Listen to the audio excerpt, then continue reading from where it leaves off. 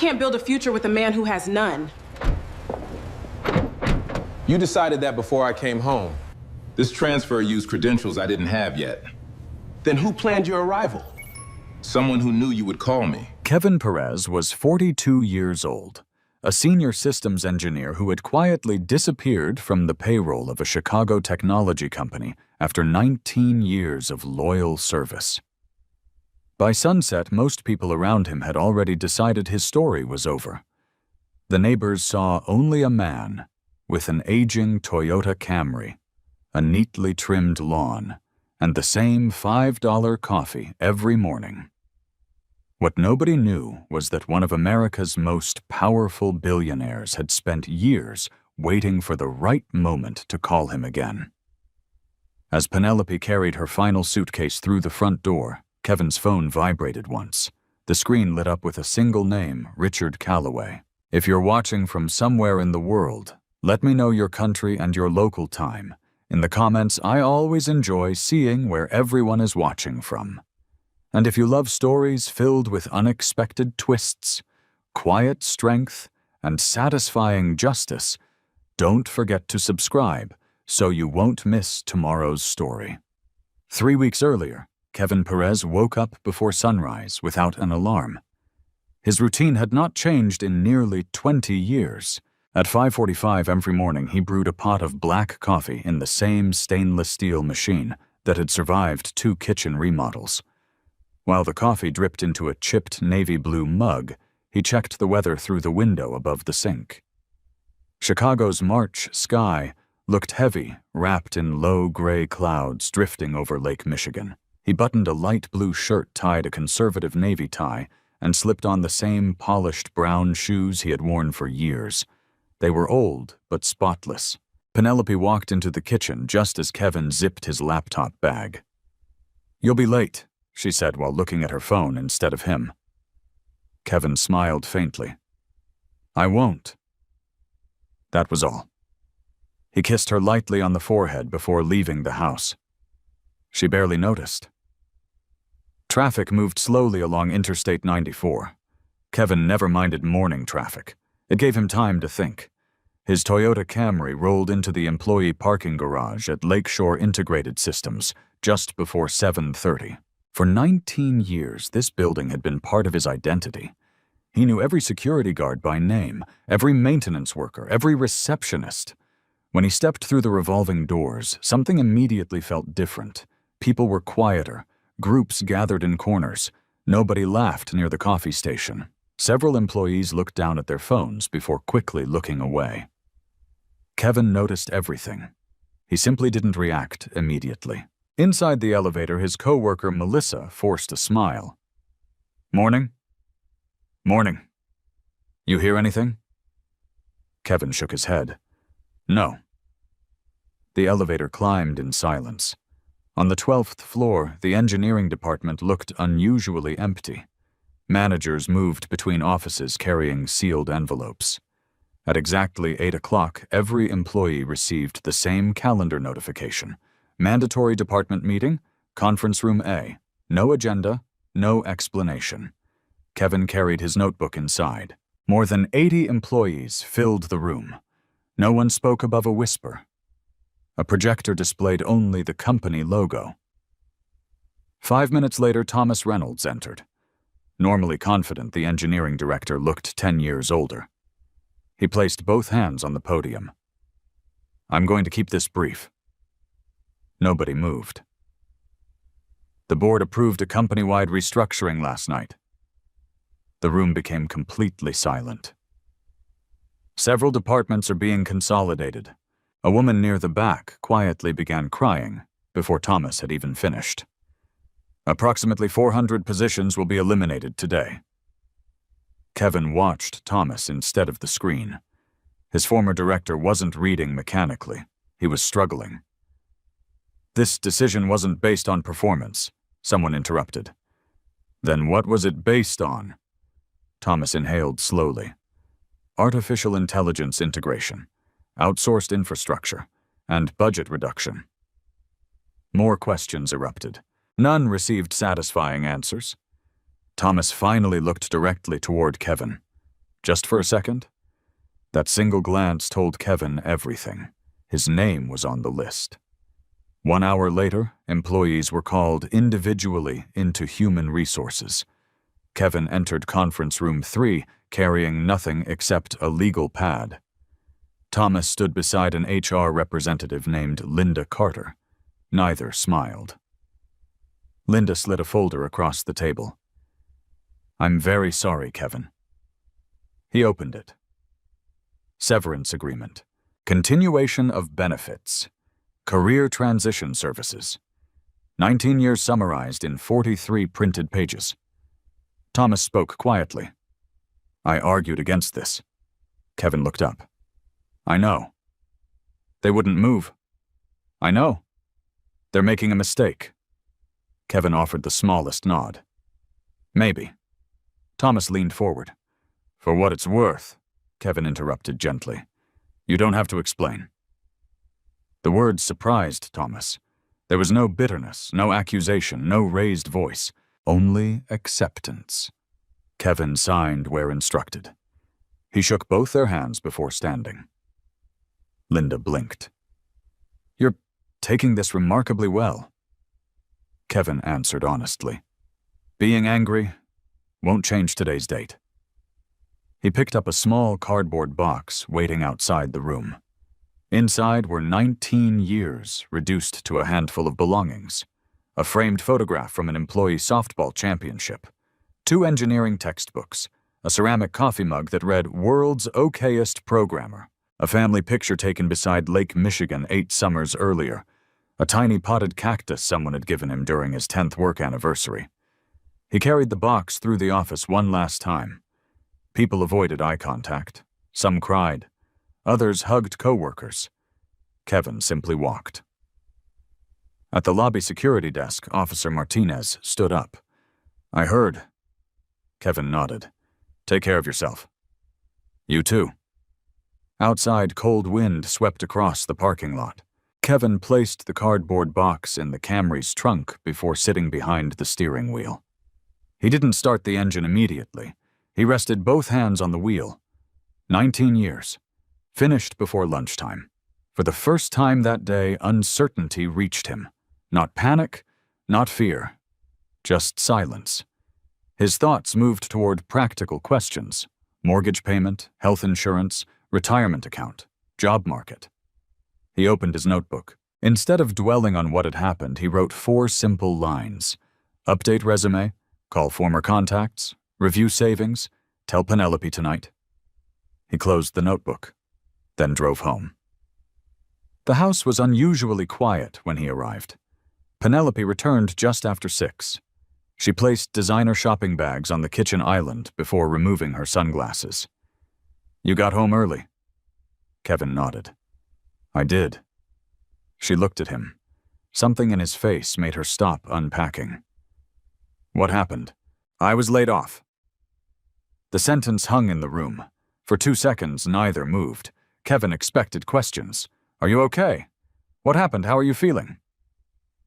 Instead, Penelope asked something else. "How much is the severance package?"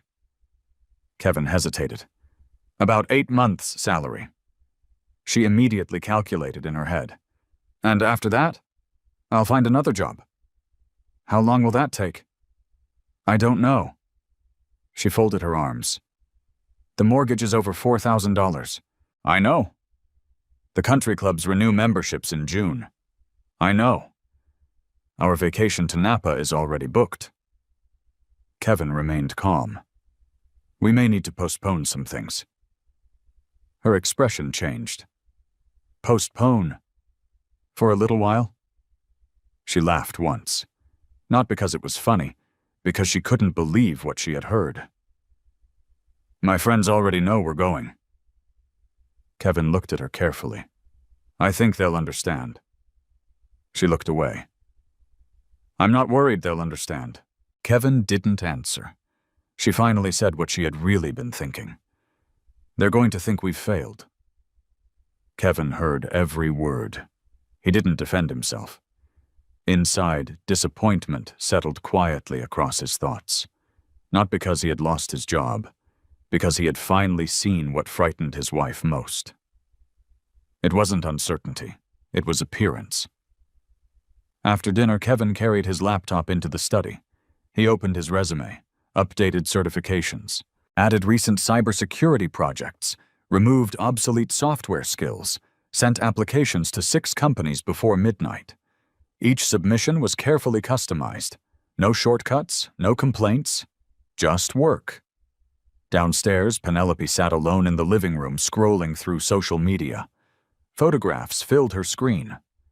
Luxury vacations, new cars, business galas, perfect smiles, perfect lives.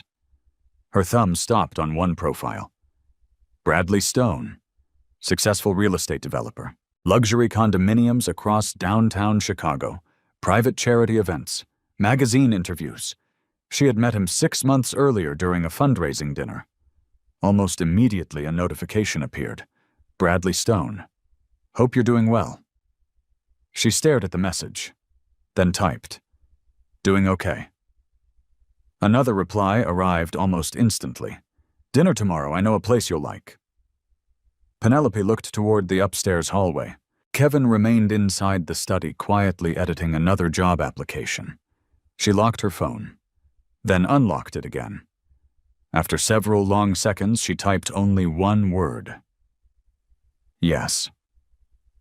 Upstairs, Kevin clicked Submit on his 7th application of the evening. He had no idea that downstairs another decision had just been made, one that would begin destroying his marriage long before either of them admitted it. The first dinner happened on a Thursday. Kevin never knew where Penelope went. She told him she had accepted an invitation from a client who wanted to discuss a possible charity partnership. I probably won't be home until late, she said while fastening a pair of diamond earrings in the hallway mirror. Kevin glanced up from the kitchen table where job listings covered nearly every inch of the wood. Drive safely. She expected another question. There wasn't one. She picked up her purse. You don't want to know where I'm going? Kevin closed the laptop. If you wanted me to know, you would have already told me. For a brief second, Penelope hesitated. Then she smiled politely. I'll see you later. The front door closed. Kevin listened to the silence for several moments before returning to another application. He had already submitted 23 resumes in 12 days. 8 companies had acknowledged receiving them. 4 had rejected him. The rest remained silent. He adjusted another cover letter. Every sentence was written carefully. He refused to send generic applications. Outside rain tapped softly against the windows. Downtown Chicago glowed beneath wet streets, while Penelope stepped out of a black, luxury SUV in front of the signature room. Bradley Stone greeted her with effortless confidence. He wore an expensive charcoal overcoat. His watch alone probably cost more than Kevin's car. You look incredible, Bradley said. So do you, he smiled. I reserved the best table. Neither mentioned Kevin. Not yet. Across the city, Kevin heated leftover chicken soup. He ate alone while watching local news without really hearing it. The anchor spoke about layoffs affecting thousands of technology workers across Illinois. Kevin muted the television. Statistics changed nothing. He finished dinner, washed every dish, wiped the kitchen counters, then returned upstairs. Routine gave structure to uncertainty. He valued that. 3 days later, Penelope attended another dinner. This time she claimed it was a networking event. Then another, then a charity gala, then an investor reception. Each explanation sounded reasonable on its own. Together, they formed a pattern. Kevin noticed patterns for a living. He never ignored them. He simply refused to draw conclusions before facts existed. Weeks passed. The distance inside the house became measurable. Morning conversations rarely lasted more than a minute. Dinner became optional. Sometimes Penelope claimed she had already eaten. Sometimes Kevin wasn't hungry enough to cook. The home remained spotless, quiet, cold. One Saturday morning, Kevin found himself mowing the lawn, while Penelope sat on the patio scrolling through her phone. The engine drowned out everything else. When he finished, sweat darkened the back of his faded t-shirt. He noticed her smiling at the screen. Not once. Repeatedly. She quickly locked the phone when she realized he was walking toward the porch. "Everything okay?" She looked almost startled. "Fine," Kevin nodded. "I'll wash up." Nothing more. Inside the bathroom mirror, he studied his own reflection. Dark circles beneath tired eyes, a few new gray hairs above his temples. He looked older than a month earlier. Not defeated, simply exhausted. He reminded himself that uncertainty often aged people faster than time. The following Monday, an email finally arrived. A first-round interview. A mid-sized software company in Naperville. The salary was lower than his previous position. Kevin accepted immediately. Work mattered more than pride. He printed directions, prepared technical notes, pressed his only Navy suit. When Penelope came downstairs that evening, Kevin shared the news. "I have an interview Wednesday." She looked up briefly. "What company?" he told her. "I've never heard of them." "They're growing." "What's the salary?" Kevin mentioned the approximate range. Her expression hardened. "That's almost 40% less." "It would be temporary." "You hope." "I'll keep looking." She sighed. "Kevin." He waited. "I don't think you understand." "What?" "Our lives can't keep moving backward." He answered quietly. "I'm trying to keep us moving forward." She looked unconvinced. Wednesday arrived. Kevin drove 45 minutes through heavy traffic. The interview lasted nearly 3 hours. Technical assessments, behavioral questions, architecture discussions. By the time he returned home, he felt cautiously optimistic. Someone had finally seen his abilities instead of his unemployment. The house was empty. A handwritten note rested on the kitchen island. "Dinner with clients. Don't wait up." Kevin folded the note carefully before throwing it away. He cooked pasta. After eating, he opened the household budgeting spreadsheet. Numbers replaced emotion. Mortgage, utilities, insurance, emergency savings, retirement. Every expense was categorized. The savings would comfortably cover almost a year without changing their lifestyle. Longer, if necessary. Financially, they were safe. Emotionally, they were not. The next morning, Kevin checked the mailbox. Among the usual advertisements sat an envelope from the credit card company. He opened it while walking back toward the front door. The monthly statement had arrived. Normally, Penelope managed the household card. Kevin rarely reviewed it. Today he did. Not because he distrusted her, because unemployment required attention to every dollar. Several transactions appeared ordinary. Groceries, gas, utilities. Then one charge caught his eye. The Marlowe Grand Hotel. $872. Kevin frowned. Business meetings sometimes happened in hotels. He kept reading. Valet parking, restaurant, private lounge.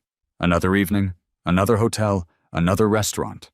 No accusations entered his thoughts, only questions. He placed the statement inside a folder labeled Household Finances. Nothing else. That weekend, he noticed something different. A small velvet jewelry box sat on Penelope's dresser. It hadn't been there before. He wasn't searching. She had left it open. Inside rested a gold bracelet, elegant, expensive, far beyond anything they had recently purchased. Later that evening, he asked one simple question. "That's a beautiful bracelet." She glanced toward it. "Oh, one of the women at the charity auction was selling jewelry." "You bought it?" She hesitated. "It was discounted." Kevin nodded once. "It looks nice." He said nothing else. Inside, however, another quiet observation settled into place. The following Tuesday, Kevin stopped at the bank to transfer money between accounts. While waiting, the teller apologized. "Son." "I'm sorry, Mr. Perez. There's a temporary hold because of several unusually large credit card payments." Kevin thanked her. No irritation. No embarrassment. He completed the transfer. Back in his car, he reviewed online banking records. The amounts matched the statement. Restaurants, luxury stores, hotel charges. Everything occurred on evenings Penelope had claimed to be attending business functions. Still, patterns were not proof. Kevin downloaded every monthly statement into encrypted folders. Date, time, amount, merchant, no comments, no assumptions. Just records. Years of cybersecurity work had taught him something valuable. Memory was weak. Evidence remained. That night, Penelope arrived after 10. Her perfume lingered in the hallway long before she spoke. Kevin looked up from a technical certification course he had been studying online. Long day. She placed her keys on the counter. You could say that. She noticed several folders spread across the dining table. What are those? Our finances. She immediately became cautious. Why? I'm organizing everything while I'm between jobs. You don't trust me. Kevin looked directly at her. I trust documents more than memory. She laughed nervously. That's such an engineer thing to say. It probably is. Neither smiled. Silence settled between them. Finally, Penelope walked toward the staircase. Halfway up, she stopped without turning around. I've been thinking. Kevin waited. I don't think this marriage is working anymore. The words arrived without warning, without anger, without tears. Kevin closed the folder in front of him before speaking. Have you already made your decision? She stood motionless for several seconds, then slowly nodded. Yes. Kevin lowered his eyes for only a moment. When he looked up again, his voice remained calm. Then I won't try to force you to stay. Penelope seemed almost disappointed by the absence of a fight. She continued upstairs. Kevin remained alone at the dining table. The folder containing every financial record rested beneath his hand. For the first time since losing his job, he no longer believed unemployment was the greatest challenge standing before him. Something much deeper had already begun to break. Kevin barely slept. Not because Penelope had said she wanted a divorce. He had sensed that moment approaching long before she finally spoke the words aloud. The sentence itself changed very little. It simply confirmed what silence had already been saying for weeks. The next morning he woke at the usual hour, coffee, shower, fresh shirt. Even though he no longer had an office to report to, routine remained the strongest defense against uncertainty. Penelope came downstairs carrying 2 empty moving boxes. Kevin looked at them for a moment before returning to the newspaper folded beside his coffee. So you're starting today? He said quietly. She stopped. I hired movers for tomorrow. I see. I'll pack everything myself. Kevin nodded once. Let me know if you need help. She stared at him. You really aren't going to argue? I don't think arguments change decisions. Her expression tightened. They change some. Not the ones already made. She carried the boxes upstairs. Kevin remained seated. Outside, a pair of robins hopped across the damp front lawn. Inside, another chapter of his life was ending with almost no sound. By noon, every bedroom closet stood open. Cardboard boxes lined the hallway. Tape tore through the quiet house every few minutes. Kevin spent most of the afternoon in the study applying for more engineering positions. Every so often, he heard another drawer slide shut upstairs. Every sound reminded him that the home they had built together was slowly becoming unfamiliar. Late in the afternoon, he walked upstairs carrying a stack of folded packing paper. You forgot these. Penelope accepted them. Thanks. Neither moved for several seconds. Kevin's eyes drifted across the bedroom. Half the closet was empty. Family photographs had disappeared from the shelves. Her favorite reading chair stood alone in the corner. Only faint rectangular marks remained where pictures had once hung. The room already looked like someone else's house. I'll leave the bedroom set, she said. You don't have to. I don't want it. Kevin simply nodded. He noticed several jewelry cases resting inside one of the boxes.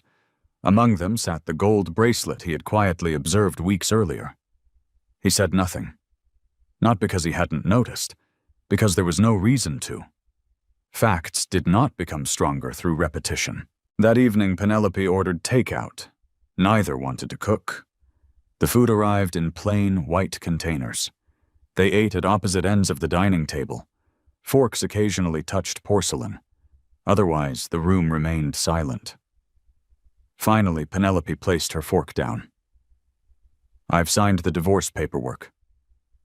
Kevin swallowed slowly before answering. "When?" "Yesterday." "You already have an attorney?" "Yes." Kevin looked toward the window. Rain drifted across the backyard. "I figured. You figured. I noticed several withdrawals from our joint account." She looked surprised. "You checked. I reviewed our finances." "Because you thought I was cheating?" Kevin shook his head. "No." "Then why?" "Because losing a job means understanding every dollar." Her shoulders relaxed slightly. "I wasn't trying to hide the attorney." "I know." She studied him carefully. "There really isn't anything you want to ask me." Kevin thought for a moment, then spoke. "Only one question." She waited. "When did you stop believing we were on the same team?" For the first time in weeks, Penelope struggled to answer immediately. "I don't know." Kevin believed her. Not because the answer satisfied him, because sometimes people truly didn't know the exact day something ended. She finally looked directly at him. "I just couldn't keep pretending everything would be okay." Kevin answered calmly. "I never asked you to pretend." "No, you just stopped believing." Neither continued. The conversation ended there. The following morning, the moving truck arrived shortly after 9. 2 uniformed movers began carrying furniture toward the driveway. Neighbors slowed their morning walks. Curtains shifted across nearby windows. No one approached the house. Everyone watched. Mrs. Henderson from next door eventually crossed the lawn carrying a small plate covered with aluminum foil. "I baked blueberry muffins." Kevin smiled warmly. "Thank you." "I'm sorry." "So am I." She squeezed his arm gently before leaving. No questions, no gossip, only kindness. Kevin appreciated that. Around noon, another vehicle arrived. A black luxury SUV, polished so perfectly it reflected the entire street. Bradley Stone stepped out wearing sunglasses despite the cloudy weather. His tailored coat looked expensive. His shoes never touched a puddle.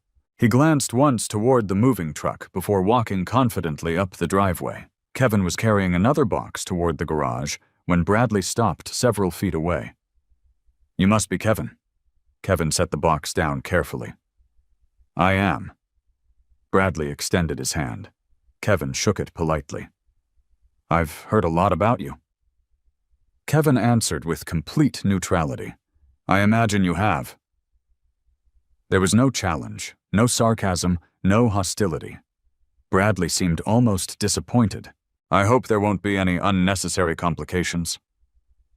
Kevin looked at him steadily. "From me?" Bradley nodded. "There won't." The real estate developer smiled. "I appreciate that." Kevin picked up the box again. "So do I." That ended the conversation. Bradley walked inside. Kevin continued toward the garage. Nothing more needed to be said. Inside the house, Penelope carried another suitcase downstairs. She paused when she saw both men had already finished speaking. "Everything okay?" Kevin answered first. "Everything's fine." Bradley smiled. "We were just introducing ourselves." Kevin looked toward Penelope. "I'll put your last suitcase in the vehicle." She almost objected. Instead, she handed him the handle. Together, they walked outside. The neighborhood had become unusually quiet. Kevin lifted the suitcase into the cargo area of the SUV. The lid closed with a soft, mechanical click. Penelope stood beside the passenger door. She looked back at the house. For nearly 15 years it had been home. Now it looked strangely distant. Kevin noticed uncertainty flicker across her face, only for a second. Then it disappeared. She turned toward him. I hope. Someday. The sentence never finished. Kevin spared her the effort. I hope you find what you're looking for. His voice contained neither resentment nor affection, only honesty. She nodded slowly. I hope you do too. Bradley climbed behind the wheel. The engine started. Penelope opened the passenger door. Before sitting down, she looked at Kevin one final time. I really think you deserve someone who wants the same future. Kevin answered quietly. I thought I already had. The words landed softly, without accusation, without anger. They seemed to affect her more than shouting ever could. She lowered her eyes before entering the SUV. The vehicle rolled slowly down the driveway, turned left, disappeared beyond the row of maple trees. Kevin remained standing until the taillights vanished completely. Then he walked back inside. Silence filled every room. The living room echoed differently, without half the furniture. The bedroom closet stood half empty. One coffee mug remained beside the sink. A single toothbrush rested in the upstairs bathroom. He closed the front door gently, locked it. Leaning briefly against the wood, Kevin closed his eyes. The house no longer felt broken. It felt unfinished. He carried the remaining dishes into the kitchen, straightened 2 chairs, folded the blanket lying across the sofa. Small tasks, simple movements. Order helped him think. On the dining table rested the unopened envelope containing divorce papers. Beside it sat the folder holding every financial statement he had quietly collected over the past month. He looked at neither. Instead, he walked toward the window overlooking the front yard. Clouds drifted slowly across the afternoon sky. His phone lay forgotten on the kitchen counter. Then, without warning, it vibrated once. An unfamiliar number appeared on the screen. Chicago area code. Kevin almost ignored it. Instead, he answered. This is Kevin Perez. There was a brief pause. Then came the calm, unmistakably older voice. Kevin, this is Richard Calloway. Kevin's expression changed for the first time all day. Not because he recognized the name, because he recognized the voice. 8 years had passed. He never expected to hear it again. Kevin lowered himself into the kitchen chair without taking his eyes off the window. For several seconds, he said nothing. Not because he doubted what he had heard, because hearing that voice again felt impossible. The older man spoke first. I suppose this isn't the best day of your life. A faint smile crossed Kevin's face. You always had good timing, Mr. Calloway. Richard laughed quietly. I've been called many things over the years. Timing isn't usually one of them. Kevin leaned back. It's been a long time. 8 years. You remember. I remember every person who refused to profit from doing the right thing. Silence settled between them. Neither man seemed uncomfortable with it. Richard finally continued. I heard about your job. Kevin frowned slightly. News travels quickly. It does when people are looking. Kevin considered those words carefully. You've been looking for years. Kevin stared toward the empty living room where Penelope's favorite chair had stood only hours earlier. I didn't know. I never intended for you to know. The answer sounded entirely consistent with the man Kevin remembered. Richard Calloway had never believed gratitude required publicity. Years earlier, he had proven that. Kevin closed his eyes briefly as memories returned. 8 years before, he had been 34, still relatively unknown inside Lakeshore Integrated Systems. Most of his days were spent monitoring network traffic, reviewing security reports, and solving problems before anyone else noticed they existed. Late one Tuesday evening, Nearly everyone had gone home. Kevin remained behind. A strange series of encrypted data packets had begun moving through an external network. The activity looked ordinary, until it didn't. Every few minutes, another tiny stream appeared, each one too small to trigger automatic alerts, too consistent to ignore. Kevin began tracing the connections manually. 3 hours later, he discovered something alarming. The traffic wasn't targeting his employer. It was passing quietly through their infrastructure toward another company, Callaway Dynamics, one of America's largest industrial technology corporations. Someone was using trusted business connections to disguise an attack. Kevin continued tracing. The deeper he looked, the worse everything became. The attack wasn't simple espionage.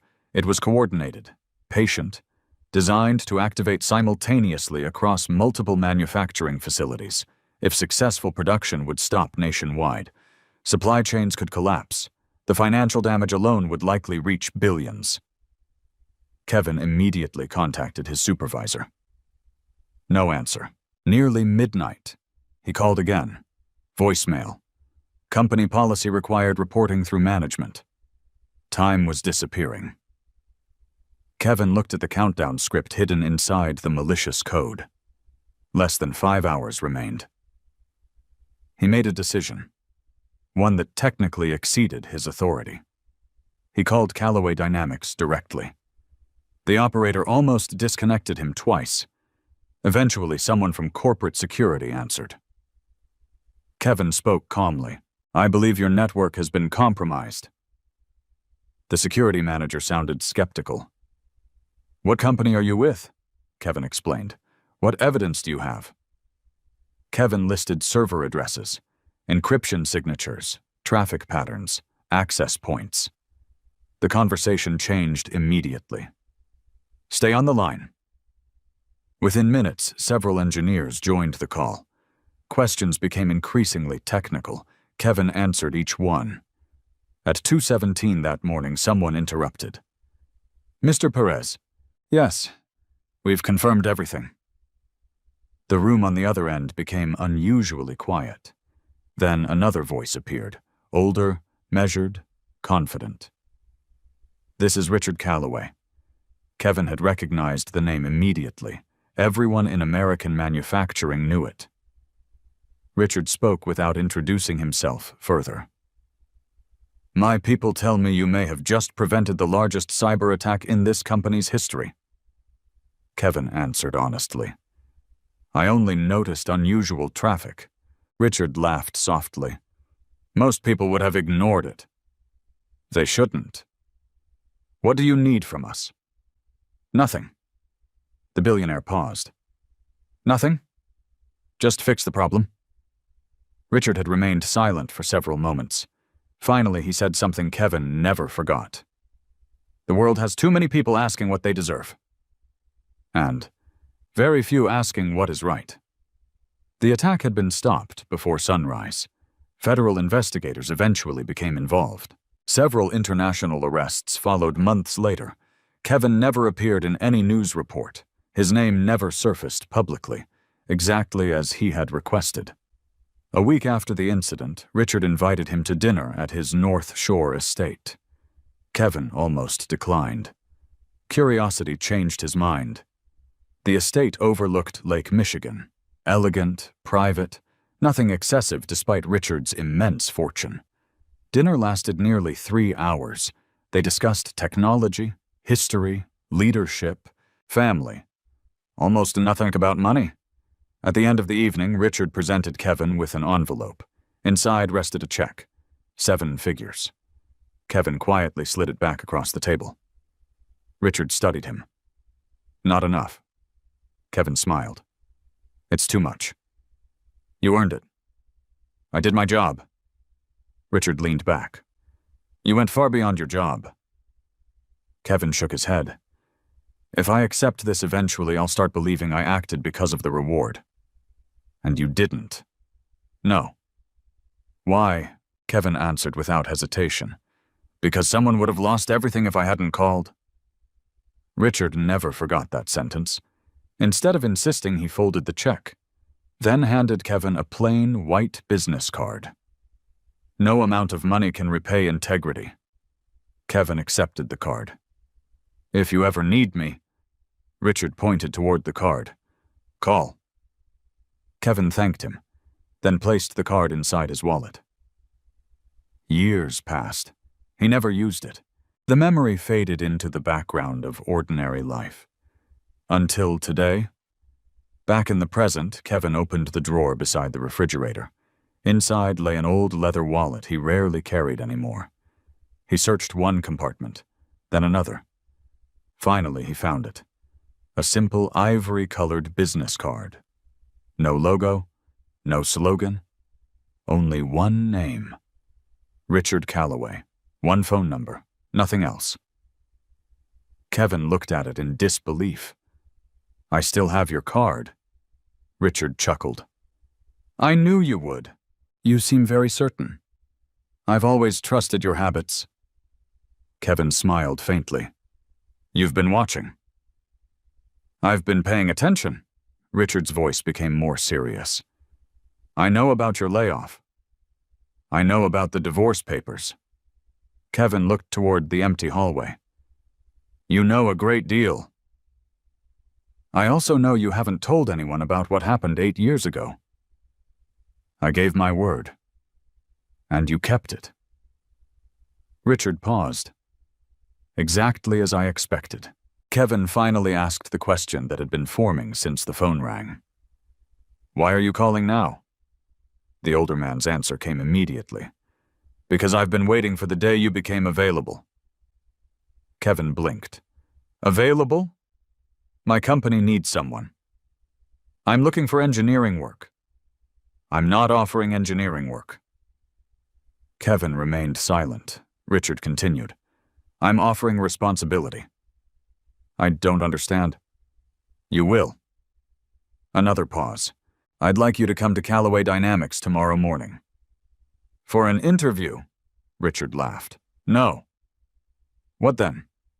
A conversation. Kevin glanced at the stack of rejection letters resting beside his laptop.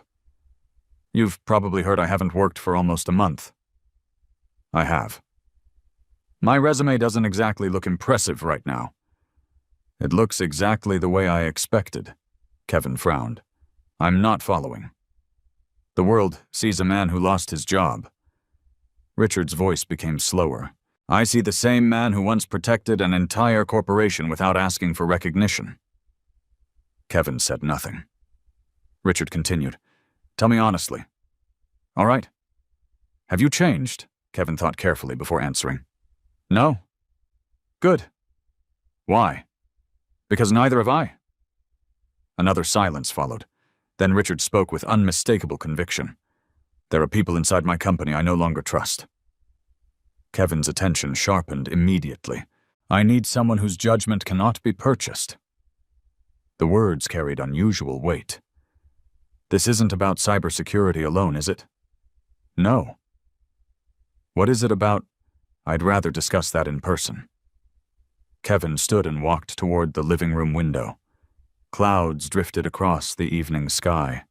His life had collapsed within a month. His marriage had ended that afternoon. Now the most powerful businessman he had ever met was asking him to visit headquarters. When? 9 o'clock tomorrow morning. I don't even own a proper suit anymore. I've never hired clothing. Kevin couldn't help smiling. Richard heard it. There's the Kevin I remember. I'll be there. I knew you would. The line went quiet. Just before ending the call, Richard spoke once more. Oh, Kevin. Yes. Bring the same notebook you carried 8 years ago. Kevin looked toward the small leather notebook still resting on his desk upstairs. He had used it every day since. I still have it.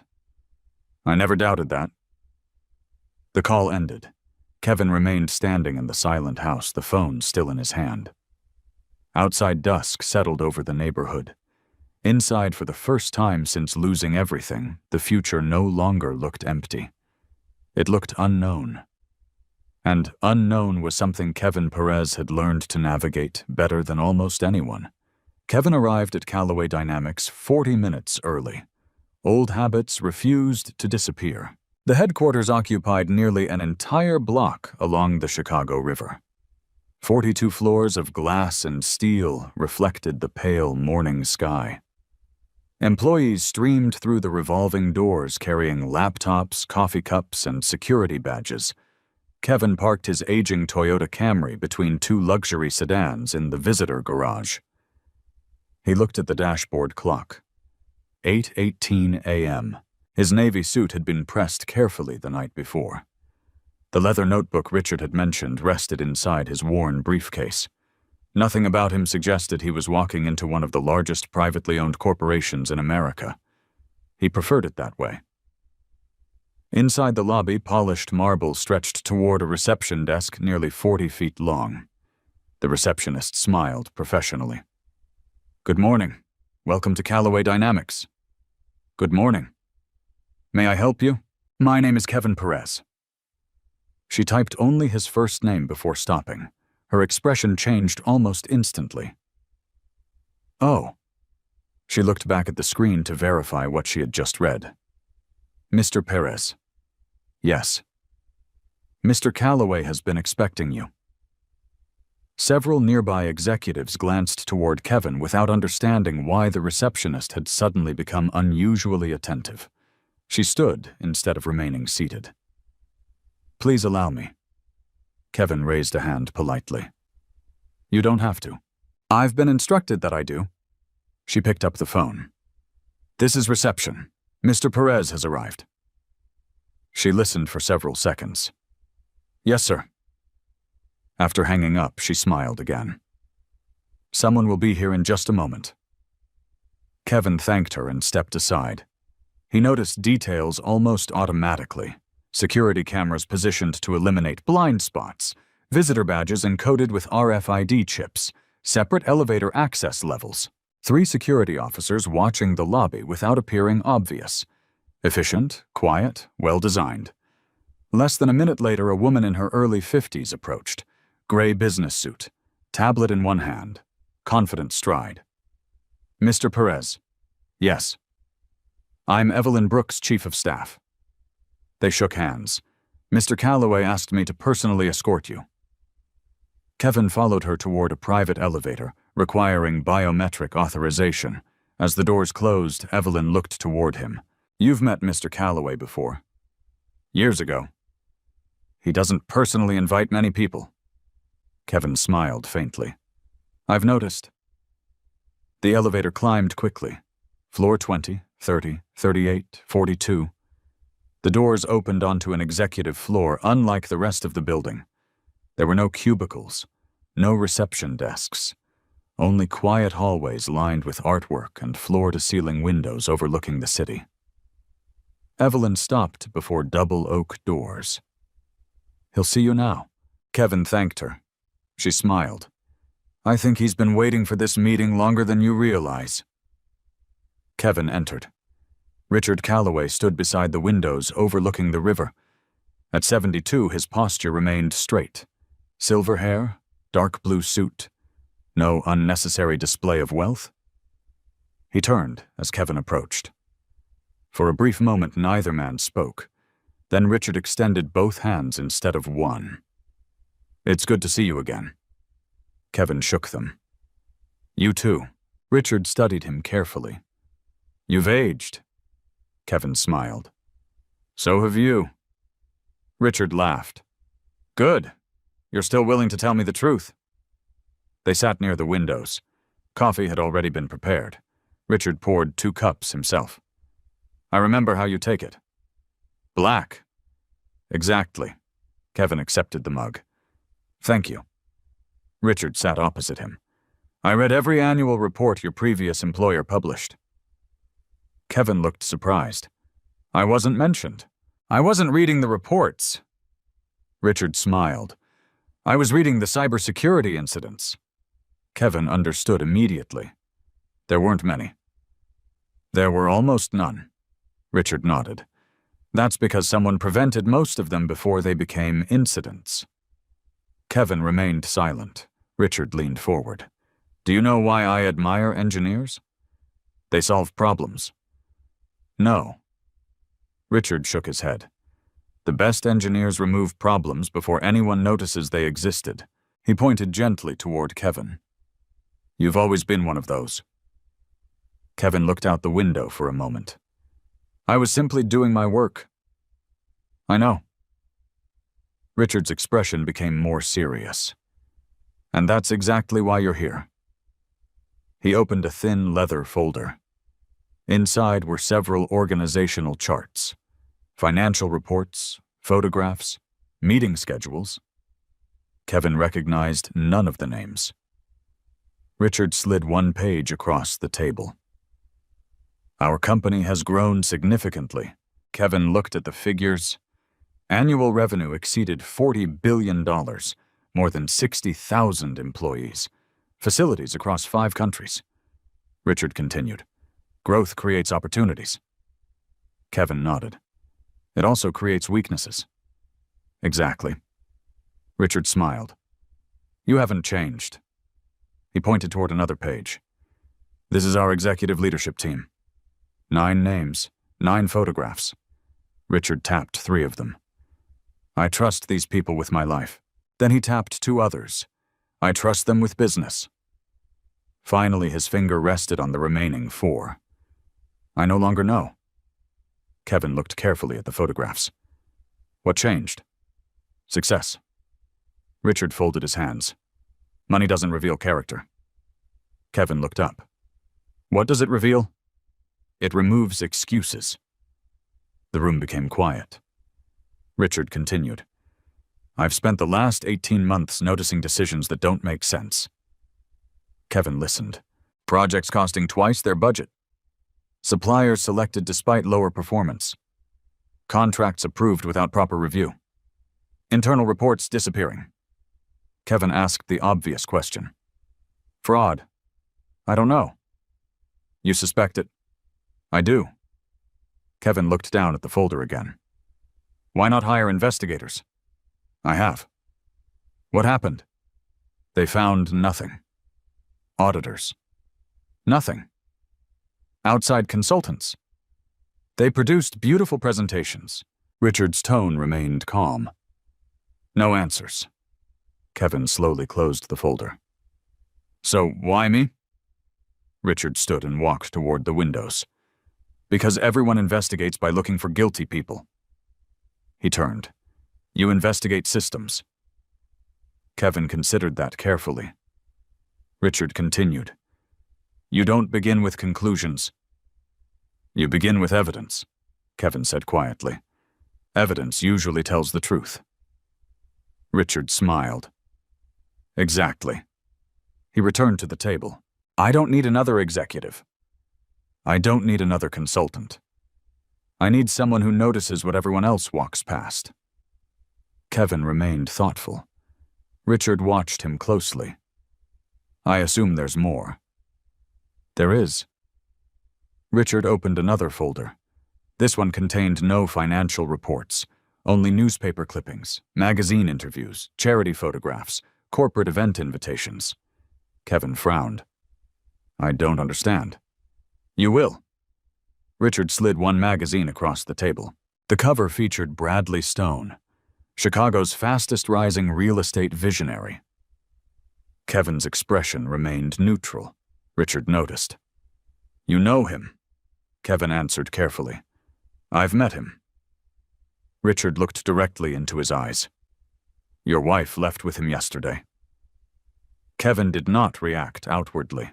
Richard noticed that too. I had investigators watching Stone for reasons unrelated to you. Kevin finally spoke. You already knew. I knew they had been meeting. For how long? Approximately 4 months. Kevin absorbed the answer silently. Richard continued. I considered telling you. Why didn't you? Because personal relationships require personal choices. Kevin nodded once. I appreciate that.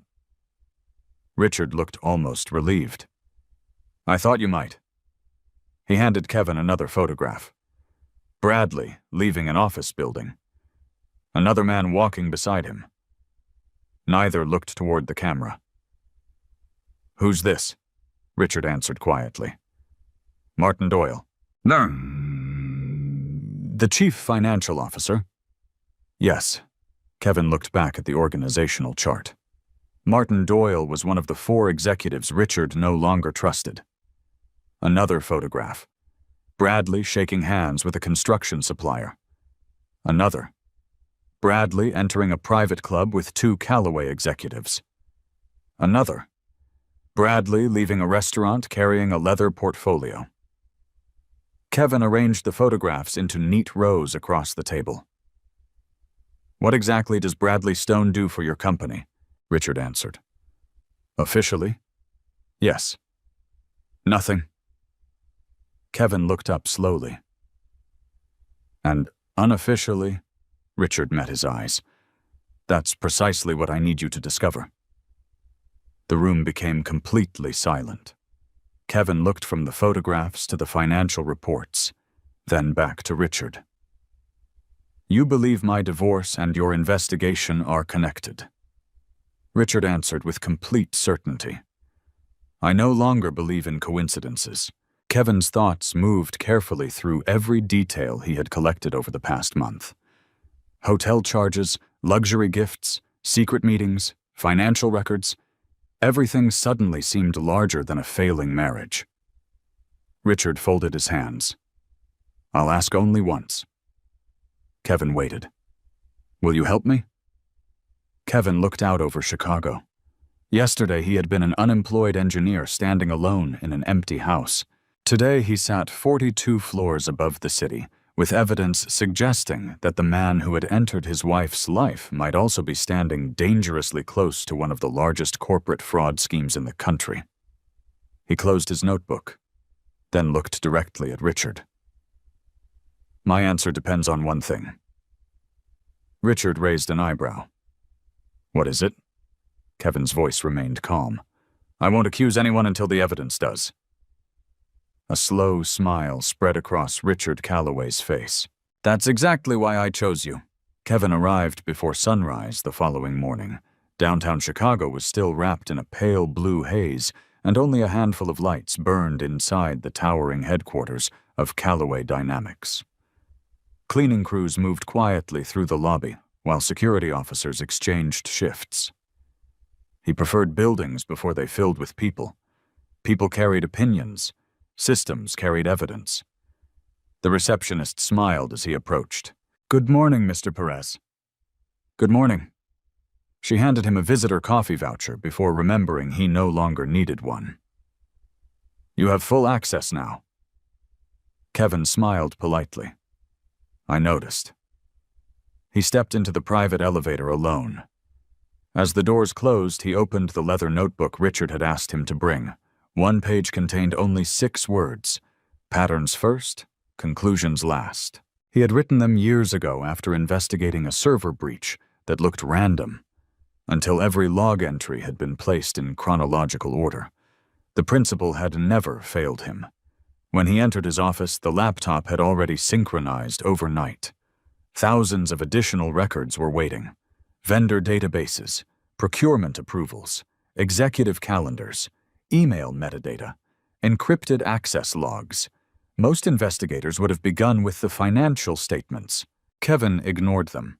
Money moved because people made decisions. He wanted to understand the decisions first. He opened executive calendar records covering the previous 18 months. One by one, he removed every routine meeting, weekly operations, budget reviews, board meetings, holiday events. Only private appointments remained. Immediately, something unusual appeared. Martin Doyle, the chief financial officer, held recurring breakfast meetings every second Friday with outside consultants. The meetings lasted exactly 45 minutes, always at different restaurants, always marked strategic review. Nothing unusual by itself. Kevin highlighted the dates. Next, he opened the calendars of 3 senior procurement executives. Each one showed a private meeting within 24 hours of Martin's breakfast. Different locations, different names, almost identical timing. Coincidence possibly. He wrote another line inside the notebook. Repeated timing deserves attention, still no conclusions. His office phone rang. Kevin? It was Evelyn Brooks. Richard would like to see you after his 10 o'clock meeting. I'll be there. And one more thing. Yes. Victoria Calloway wants to meet you first. Kevin remembered Richard's daughter, general counsel, corporate attorney, highly respected, still skeptical. I'll come now. 5 minutes later, he entered her office. Victoria stood beside a wall-sized screen displaying legal timelines and organizational charts. She offered a professional handshake. Thank you for coming. My pleasure. She motioned toward a chair. I'll be direct. I prefer that. She studied him for several seconds. My father trusts you. He does. I don't. Kevin nodded. I understand. The answer seemed to surprise her. You aren't offended? No. Why not? You've never worked with me. She folded her arms. Exactly. I wouldn't trust someone I barely knew either. Victoria walked toward the windows. My father has built this company over 50 years. I know. He has become more cautious. Kevin remained silent. He rarely allows outsiders into confidential matters. She turned toward him. So tell me, what exactly did you do that earned this level of confidence? Kevin thought carefully. I answered a phone call 8 years ago. Victoria almost smiled. My father said you'd say something like that. He already told you. He told me you wouldn't exaggerate. Kevin simply nodded. Victoria placed a thick binder on the desk. This contains every internal investigation we've conducted during the last 3 years. Kevin looked at the binder. Have you read all of it? Twice. What did you find? Nothing that would survive a courtroom. She looked directly into his eyes. But something feels wrong. Kevin understood immediately. Lawyers needed proof. Engineers needed patterns. Sometimes one reached the destination before the other. I'll read it. Victoria hesitated. One warning. Kevin waited. If you accuse the wrong executive without evidence, this company could lose billions in shareholder confidence. I won't accuse anyone. She seemed satisfied. Good. Kevin picked up the binder. Before leaving, Victoria added one final sentence. My father believes character is the rarest qualification. She paused. I hope he's right. Back inside his office, Kevin opened the legal files. Anonymous complaints, internal audits, vendor disputes, whistleblower emails.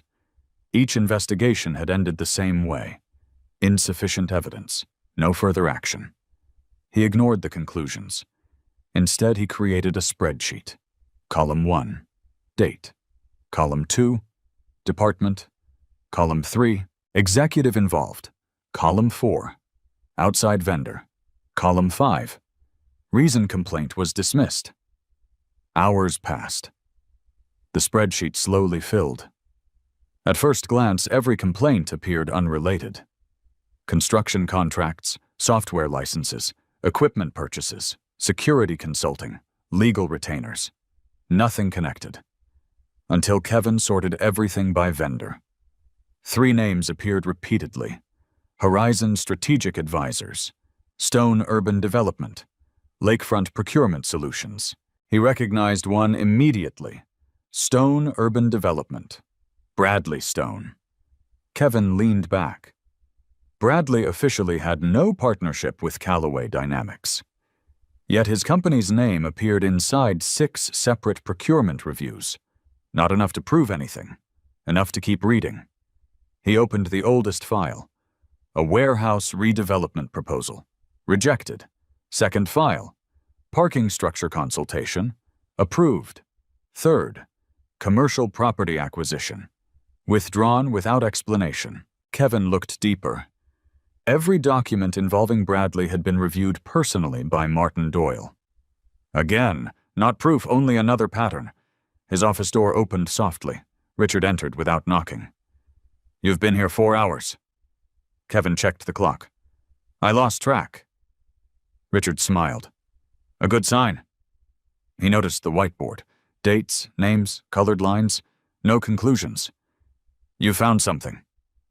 "I've found repetition." Richard walked closer. Kevin pointed toward the board. "Martin Doyle appears repeatedly." Richard remained quiet. "So does Bradley Stone." Still no reaction. "And these 3 consulting firms." Richard folded his hands behind his back. "What do you think it means?" Kevin answered exactly as before. "I don't know." Richard laughed softly. "You're frustratingly disciplined." Kevin smiled faintly. "Evidence deserves patience." Richard nodded with approval. "I couldn't agree more." The billionaire reached into his jacket pocket and handed Kevin a sealed envelope. "Open it." Inside were copies of private flight manifests, hotel reservations, country club guest lists. Kevin looked puzzled. "These belong to Bradley Stone." Richard nodded. "My investigators collected them." Kevin scanned the dates. One entry immediately caught his attention. Private dinner, the Drake Hotel, guests, Martin Doyle, Bradley Stone, Penelope Perez. Kevin stopped reading. Richard watched him carefully. "You didn't know?" "No. It happened 6 weeks ago." Kevin looked at the page again. That date matched one of Penelope's supposed charity dinners. His chest tightened for only a moment. He forced himself to breathe slowly. Emotion changed nothing. The date remained the date. Richard spoke quietly. "I debated whether to show you. You made the right decision." "You aren't angry." Kevin closed the envelope. "I am." Richard waited. "But anger doesn't improve memory." He placed the manifest beside the growing collection of notes. "I'd rather understand why they were together." Richard nodded once. "Good." The office became quiet again. Kevin returned to his computer. This time he searched hotel reimbursement records. Nothing. Travel expenses. Nothing. Corporate entertainment. Nothing. Then he searched guest authorization requests. One result appeared. The reservation had not been paid directly by Callaway Dynamics. It had been arranged through Horizon Strategic Advisors, the same consulting company already connected to Martin Doyle. Kevin opened the registration file. The listed managing partner was a man named Andrew Mercer. No photograph. Minimal business history. Registered only 4 years earlier. Kevin searched public property records. No office building. Only a rented mailbox on the north side of Chicago. He searched tax filings. Almost non-existent payroll. Very little operating expense. Yet millions of dollars had flowed through the company. Legitimate consulting firms left footprints. This one barely existed. Kevin slowly closed the file. Another line went into his notebook. Money leaves traces. So do ghosts pretending to be companies. As evening approached, most employees left for home.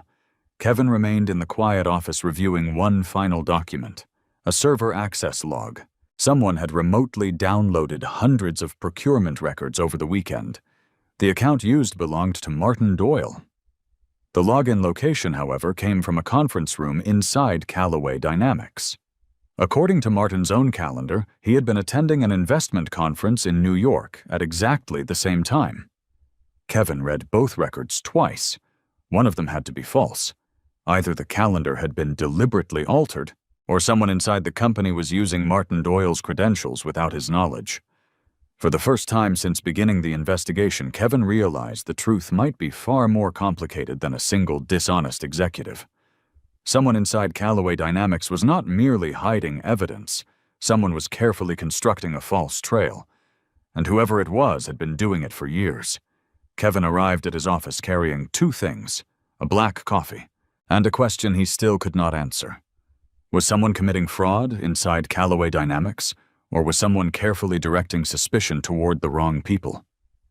Those were entirely different crimes. The second required far more intelligence. He set the coffee beside his keyboard and reopened every document connected to Horizon strategic advisors. Millions of dollars had flowed through the consulting company. Yet almost nothing about it resembled a legitimate business. The registered office was a rented mailbox. The listed employees barely existed online. Its tax filings showed almost no operating expenses. Still, none of that proved criminal activity. It proved only that the company deserved closer examination. Kevin opened another database. Vendor onboarding. Every company doing business with Callaway Dynamics completed the same process. Insurance verification, banking information, background checks, ownership disclosures, compliance certifications. Most files contained hundreds of pages. Horizon's file contained only 38. That immediately caught his attention. He compared it with another consulting company of similar size. 216 pages. Another. 193. Horizon, 38. Someone had approved an incomplete file. Kevin highlighted every missing document. Then he checked who approved the exception. Not Martin Doyle. A procurement manager named Eric Collins. Kevin searched Eric's employment history. 12 years with the company. Excellent performance reviews. No disciplinary actions. No anonymous complaints. Nothing unusual. Again, another dead end. Or another carefully planted one. His office door opened. Samuel Brooks entered carrying 2 storage boxes. Former FBI, calm, gray-haired, methodical. Richard had mentioned him briefly. "You must be Kevin." Kevin stood. "Samuel." They shook hands. Samuel looked around the office. "I've heard you don't waste much time." "I try not to." Samuel smiled. "Good." He placed the boxes on the floor. "These are every procurement file my team collected during the last 6 months." Kevin looked at the labels. "Paper copies." "I don't trust digital evidence until I know who controls the servers." Kevin nodded with quiet approval. "You think like an investigator?" Samuel laughed softly. "And you think like an engineer?" Neither considered that a compliment. It was simply true. Samuel opened one box. "We've interviewed 23 employees." "What did they tell you?" "Nothing useful." "They lied." "No." Samuel shook his head. "They genuinely believed everything was normal." Kevin understood. Good fraud rarely depended on convincing everyone. It depended on convincing enough people. He began reviewing the physical documents. Paper often revealed details people ignored when scanning PDFs. Staple holes, different printers, different signatures, ink colors. He noticed something unusual on the 4th contract. Every executive signature appeared in blue ink, except one, Richard Callaway's, black ink. Kevin compared another document. Blue, another, blue, then another carrying Richard's approval, black. Samuel noticed. "What is it?" Kevin pointed. "The signatures." Samuel leaned closer. "You think they're forged?" "I don't know." "They're different." Kevin looked again. "No, they're too different." Samuel frowned. "What do you mean? If someone wanted to forge Richard's signature, they'd imitate his pen." Kevin nodded. "They wouldn't choose a completely different ink." Samuel crossed his arms. So either Richard actually signed these, or someone wanted investigators to question them." Samuel smiled slightly. "I like the way you think." Kevin returned to the documents. Half an hour later, his phone vibrated. "Richard. Come upstairs." Kevin arrived minutes later. Richard stood beside a digital map displaying company facilities across North America. Without turning around, he asked one question. "What have you found?" Kevin answered carefully. I've found inconsistencies. Richard smiled. I expected that. I haven't found fraud. Richard finally turned. But I've found someone manipulating evidence. Richard remained silent. Kevin continued. The incomplete vendor file. The unusual signatures. The conflicting server records. They all point somewhere, but not in the same direction. Richard folded his hands. What does your instinct say? Kevin answered immediately. I don't trust instinct. Richard laughed. Fair enough. What does your experience say? Kevin thought for several seconds. Someone inside this company understands investigations. Richard's expression became serious. They're staying one step ahead. They're trying to, Kevin corrected himself. Richard walked slowly toward the conference table. My daughter wants legal action immediately. Against whom? Martin Doyle. Kevin shook his head. Too early. Richard waited. If Martin is guilty, he'll make another mistake. And if he isn't, the real person will believe the investigation succeeded. Richard looked pleased. You'd make a terrible politician. Kevin smiled faintly. I'll accept that. Richard slid a thin envelope across the table. I've delayed the board meeting. Why?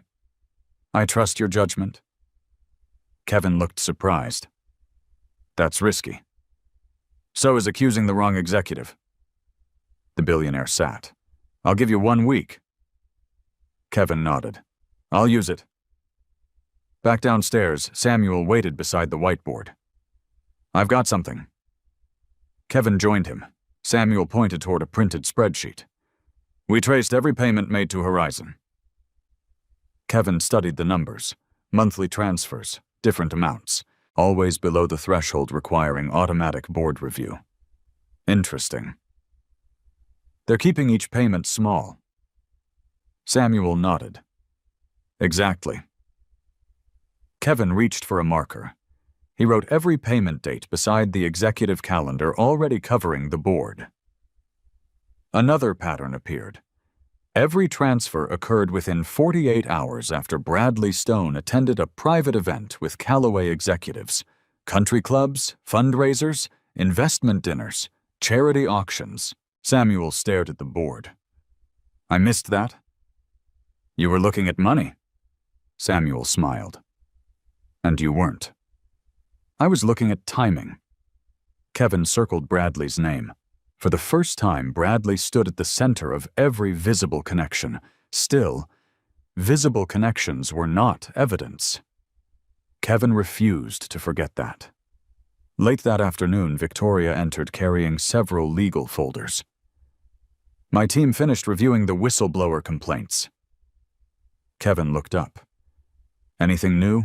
She placed the folders on the desk. No. Then she hesitated. Actually, Kevin waited. One employee disappeared. What do you mean? He resigned. When? 3 years ago. What department? Vendor compliance. Kevin immediately searched employee records. Name? Andrew Mercer. Kevin froze.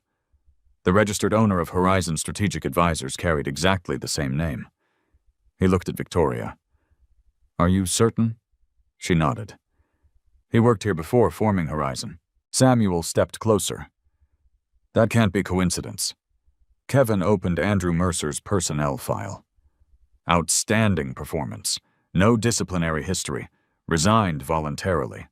Forwarding address unavailable. He searched payroll records. Nothing after resignation. Tax information. Minimal. Property ownership. None.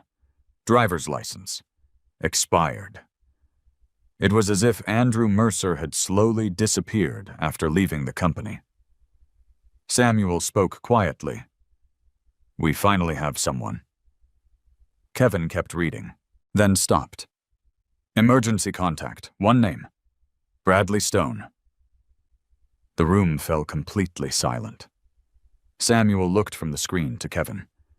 Now we have motive. Kevin slowly closed the file. No? Samuel frowned. What? We have another connection. That's enough for probable cause. Not for certainty. Victoria looked frustrated. Kevin, every road leads back to Bradley. He nodded. I agree. Then why are you hesitating? Kevin walked toward the whiteboard. He studied every line, every name, every date, every connection. Then he erased one line linking Martin Doyle directly to Bradley. Samuel looked confused. Why erase it? Kevin answered without looking back. Because someone wanted us to draw that line? Neither Samuel nor Victoria spoke. Kevin continued. If I can see it this easily. The person who built this scheme wanted me to see it. He placed the marker down. The obvious answer is usually the first trap. The room became quiet. No one argued. Because every investigator in the room suddenly realized something uncomfortable.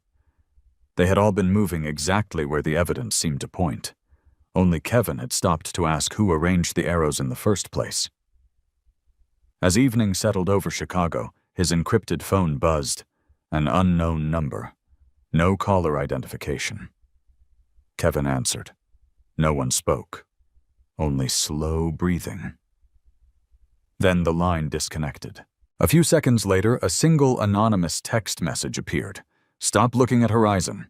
Look at the Foundation instead. Kevin stared at the screen. For the first time since joining Callaway Dynamics, someone outside Richard's inner circle knew exactly what he was investigating. Kevin did not reply to the anonymous message. He took a screenshot, copied the metadata, saved the transmission log. Then he powered off the encrypted phone. The message itself mattered less than the route it had taken. Every communication left fingerprints, even the ones designed not to.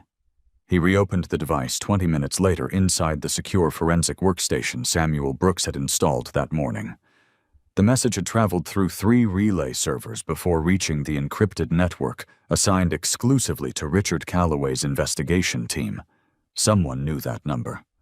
Someone knew Kevin possessed it. That narrowed the field considerably. Samuel entered carrying 2 folders and noticed the frozen screen. Something happened. Kevin rotated the monitor. Samuel read the message twice. Stop looking at Horizon. Look at the Foundation instead. He looked toward Kevin.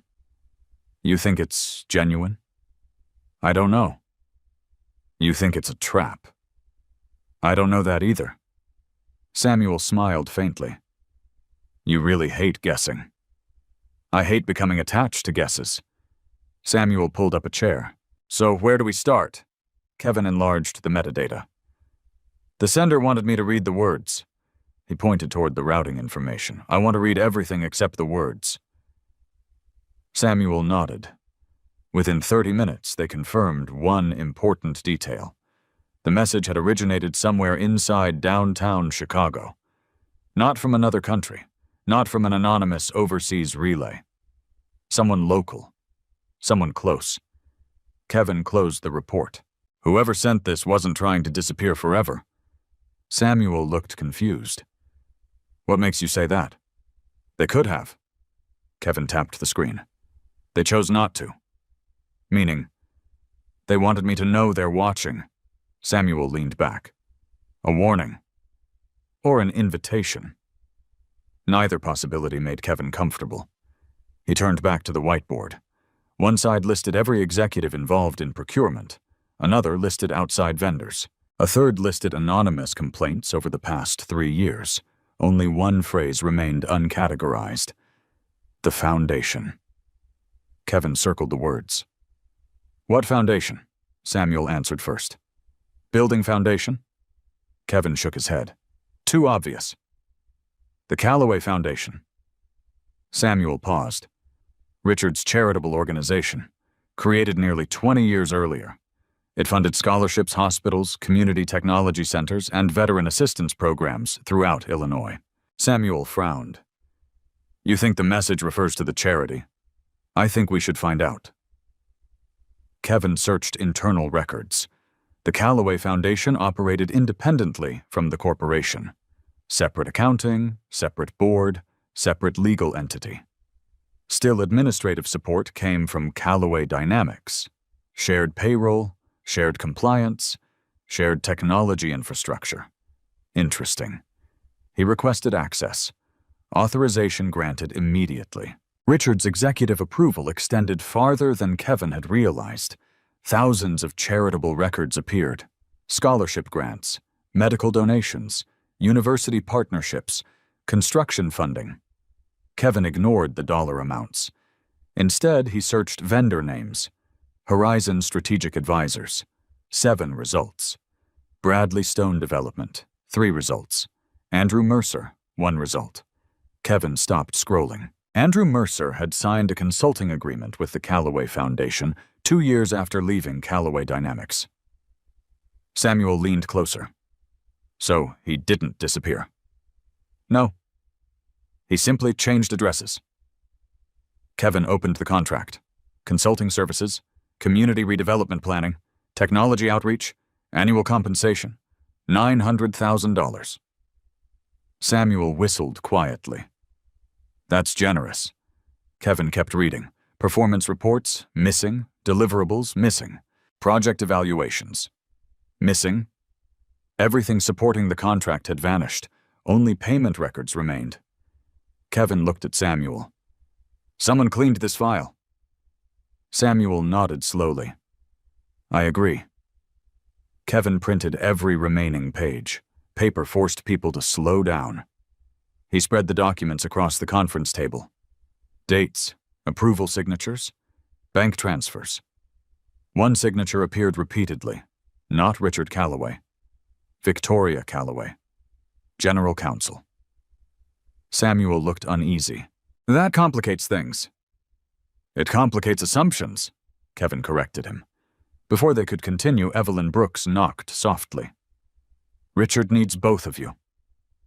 5 minutes later, they entered the executive conference room. Richard stood beside Victoria. Neither looked relaxed. Richard motioned toward the table. Sit. Kevin immediately sensed something had changed. Victoria slid a folder across the polished wood. We received this 30 minutes ago. Inside was a resignation letter. Martin Doyle, effective immediately. Samuel looked stunned. He resigned. Victoria nodded. Without explanation. Richard folded his arms. He cleared his office before sunrise. Kevin read the letter carefully. Short, professional. No emotion, no accusation, no destination. Samuel broke the silence. He knows we're investigating. Richard looked toward Kevin. What do you think? Kevin placed the letter down. I think someone wanted this. Victoria frowned. You don't think Martin panicked? I don't know. Richard smiled slightly. You've infected everyone with that sentence. Kevin ignored the remark. If Martin were guilty. He tapped the resignation letter. Leaving removes his ability to influence records. Samuel nodded. True. If he's innocent, Kevin continued, he becomes the perfect suspect. The room fell quiet. Richard walked slowly towards the windows. I delayed accepting the resignation. Victoria looked surprised. You did? I wanted Kevin to see it first. Kevin appreciated the decision. When was this delivered? 7:42? Electronically? No, Victoria answered. Printed. Hand-delivered. Kevin looked up immediately. By whom? A courier. Security footage. We have it. Within minutes, they were reviewing lobby video. A man wearing a baseball cap entered, delivered an envelope, signed electronically, left. Average height, average build, nothing memorable. Too ordinary. Kevin replayed the footage. Again, then paused. Zoom in. Samuel enlarged the image. Not the courier. The reflection in the lobby glass. A black SUV parked across the street. The driver never exited, never looked toward the building, simply waited. Samuel narrowed his eyes. You think that's connected? I think someone rarely sends a courier without confirming delivery. Richard called security. Can we identify the vehicle? The director shook his head. License plate is invisible. Kevin pointed toward another camera angle. What about traffic cameras? The security director looked surprised. I hadn't considered that. Richard smiled. Now you have. The director hurried away. Kevin returned to the foundation records. One payment especially interested him, $850,000, approved by Victoria, transferred to Horizon Strategic Advisors, Purpose, Community Innovation Center. He searched construction records. No building, no permits, no photographs, no ribbon-cutting ceremony. Nothing. Victoria looked over his shoulder. I remember approving that. Kevin turned. You do? It was part of a larger package. She frowned. I never handled the project directly. Who did? She searched her memory. I don't remember. Kevin remained silent. People often apologized for imperfect memories. He never expected perfect memories. He expected records. Records rarely forgot. He requested archived email backups. Within seconds, hundreds of messages appeared. Most routine. Budget approvals, legal wording, meeting schedules. Then one subject line caught his attention. Community Innovation Center site, visit. Recipients, Victoria Calloway, Andrew Mercer, Bradley Stone, Martin Doyle, Richard Calloway. Kevin opened the message. Empty. No body text. Only a calendar invitation. He checked attendance. Richard declined. Victoria accepted. Martin accepted. Bradley accepted. Andrew accepted. Location: Lakeside redevelopment parcel. Kevin searched public land records. The parcel still sat vacant, untouched. No construction had ever begun. Samuel looked puzzled. So they attended a site visit for a project that never existed. Kevin nodded. Exactly. Richard slowly turned away from the windows. For 3 years I've believed someone was stealing money. Kevin answered quietly. They may have been stealing something more valuable. What? Kevin looked again at the empty parcel. Legitimacy. The room became silent. Money could be hidden. Projects could be canceled. Invoices could disappear. But a charitable foundation carried trust. If someone learned to move fraudulent transactions through respected charitable initiatives, almost no one would question them. Victoria closed the folder slowly. My signature. Kevin looked at her calmly. May have been used honestly. Or dishonestly. We don't know yet. Richard nodded. And we won't pretend otherwise. Just then, the security director hurried back into the conference room carrying a tablet. We found the SUV. He placed the image on the table. The vehicle had been captured 2 intersections away. The license plate was finally visible. Samuel immediately searched the registration database. The owner appeared in less than 5 seconds. The room grew completely still. The SUV was registered not to Bradley Stone, not to Martin Doyle, not to Andrew Mercer. It belonged to Penelope Perez. No one spoke for several seconds. The registration record remained on the conference room screen. Owner Penelope Perez. Address a luxury condominium overlooking Lakeshore Drive. Vehicle purchased 4 months earlier. Registration renewed only 3 weeks ago. Richard broke the silence first. Is she still living there? Kevin answered without taking his eyes off the screen. After the divorce, yes. Victoria glanced toward him carefully. You never checked where she moved? No? Why not? Kevin finally looked away from the monitor. Knowing her address wouldn't have changed what happened. No one argued. Samuel enlarged the traffic image. The driver is invisible. Kevin nodded. Which means we know who owns the vehicle. But not who was inside. Samuel leaned back. So we don't assume. Kevin appreciated hearing the words from someone else. Exactly. Richard turned toward the security director. I want every available camera from the surrounding 4 blocks. We're already requesting city traffic footage. And don't contact the police yet. The director hesitated. Sir, we're still gathering facts. He left immediately. Victoria closed her laptop. If Penelope delivered Martin's resignation, Kevin interrupted gently. We don't know that. The SUV belonged to her. It doesn't prove she was driving. Victoria stopped herself. She knew he was right. Kevin picked up the registration report. One detail immediately caught his attention. Insurance policy. Primary driver. Penelope Perez. Secondary driver. Blank. Interesting.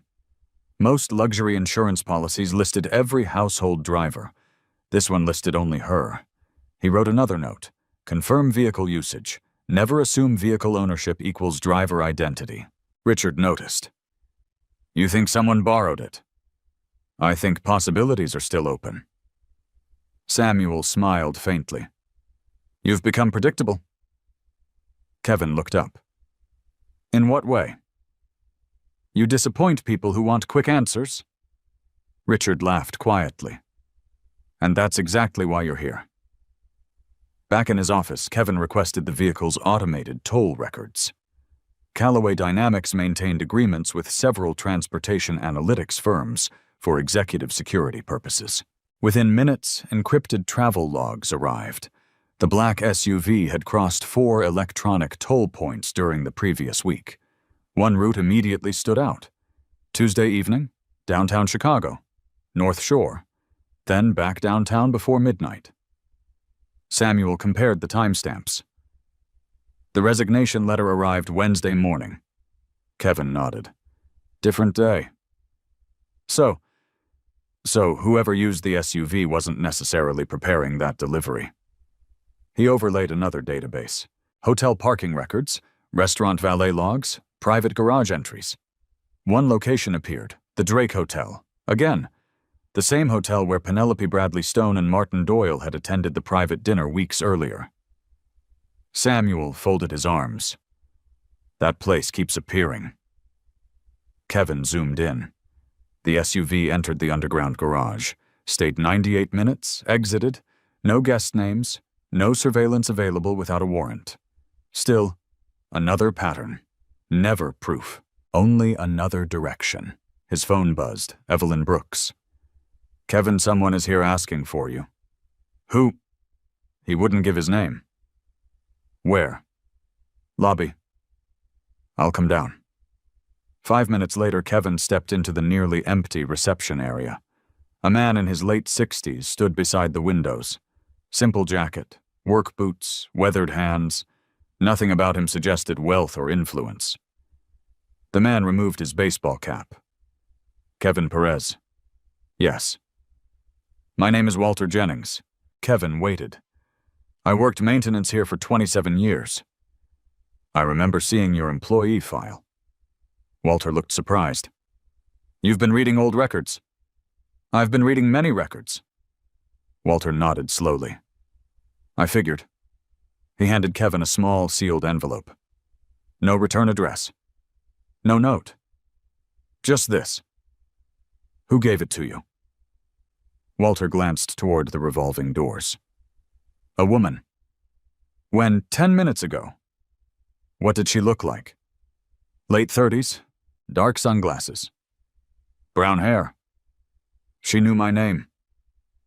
Kevin asked one more question. Did she identify herself? Walter shook his head. Only said you'd understand? Kevin thanked him.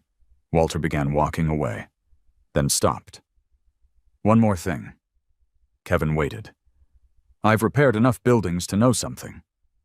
What? Damage is rarely where the crack first appears. Then he left. Kevin stood motionless for a moment. The envelope remained unopened. Back upstairs, Samuel examined it carefully. No fingerprints? No DNA? Professional. Kevin shrugged. Careful? Samuel slit the edge open. Inside rested only one object, A flash drive. No label. No markings. No note.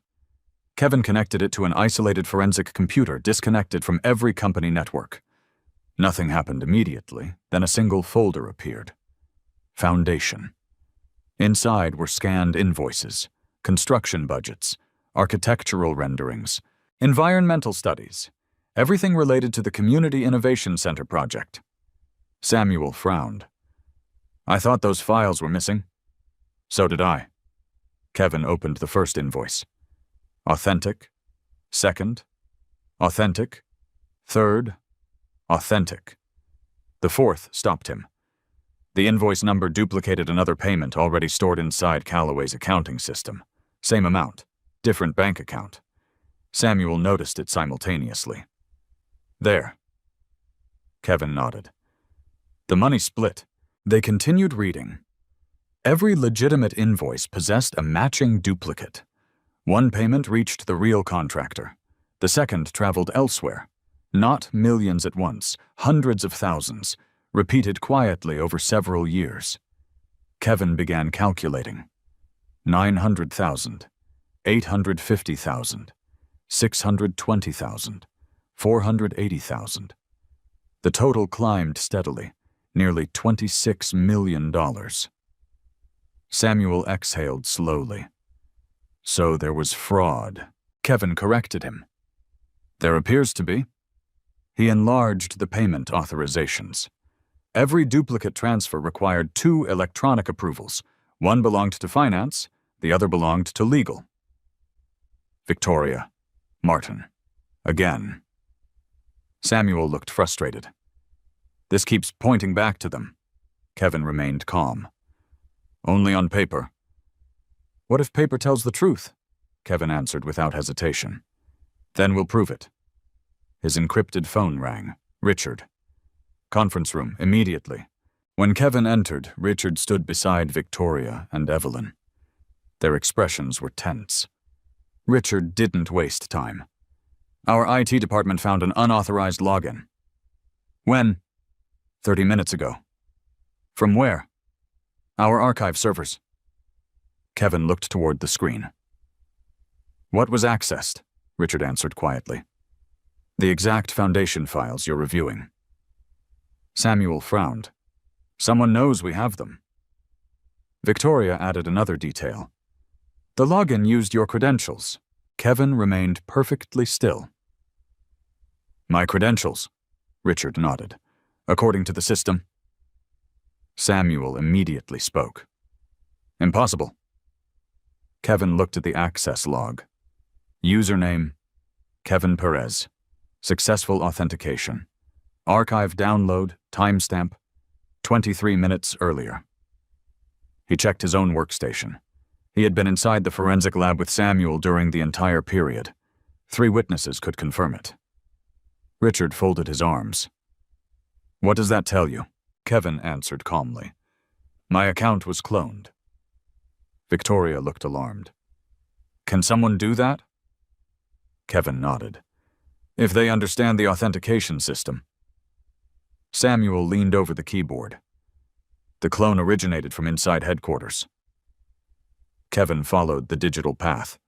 Floor 22, executive offices. Not the basement, not the server room.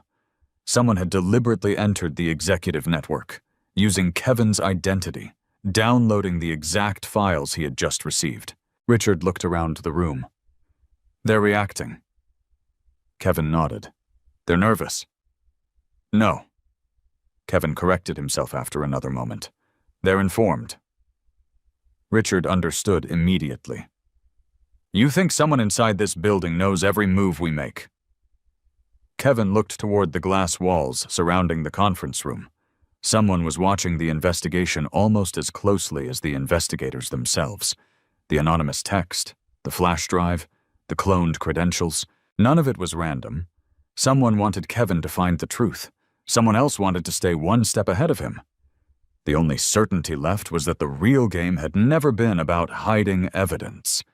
It had always been about controlling who discovered it first. As Kevin stared across the executive floor, his eyes stopped on a maintenance worker replacing a ceiling light outside the conference room. The man wore a standard contractor uniform. Nothing unusual, except for one detail. When he climbed down the ladder, he looked directly at Kevin, raised 2 fingers briefly towards the ceiling, then walked away without saying a single word. Kevin stepped into the hallway. He looked up. A newly installed security camera pointed directly at the conference room door. He checked the installation tag. It had been added only 3 days earlier. No one on Richard's executive team had authorized it. Kevin did not touch the unauthorized camera. He photographed it from 6 angles, recorded the installation tag, measured its position, then asked the security director to seal the hallway. No one entered. No one left. The maintenance contractor who had warned him was already gone. His name did not appear on the building's visitor list. Neither did the company printed across his uniform. Samuel Brooks stood beneath the camera and followed its angle toward the conference room. It couldn't record inside through the glass. It didn't need to, Kevin said. What was it watching? The door? Samuel understood. Entry times, exit times, who attended each meeting, how long they stayed. Simple information, useful information. Someone had not been listening to conversations. Someone had been mapping behavior. Kevin returned to the forensic office and requested the camera's wireless connection history. The device had transmitted encrypted files every 13 minutes, always to the same receiver. A private network registered inside a commercial office building 3 blocks away. Samuel checked the address. Stone Urban Development. Kevin stared at the result. Bradley's company. Finally, a direct technical connection. Not a photograph, not a shared dinner, not a suspicious contract. A surveillance device inside Callaway Dynamics had transmitted data to Bradley Stone's office. Samuel reached for his phone. That is enough to contact federal investigators. Kevin stopped him. Not yet. Samuel lowered the phone slowly. We have unauthorized surveillance, cloned credentials, duplicated invoices, shell companies, and $26 million in questionable transfers. We have enough to begin. Then why wait? Kevin looked toward the sealed evidence drive. Because whoever installed that camera may already be destroying everything connected to it. Samuel's expression changed. You want them to keep moving. I want them to believe we haven't found the receiver. Kevin called Richard. The billionaire answered immediately. Tell security the camera is defective equipment installed by mistake. Richard paused. That's not true. It needs to sound true. You want the person responsible to remain comfortable. For a few more hours. Richard understood. I'll handle it. Kevin then turned to Victoria. We need outside counsel.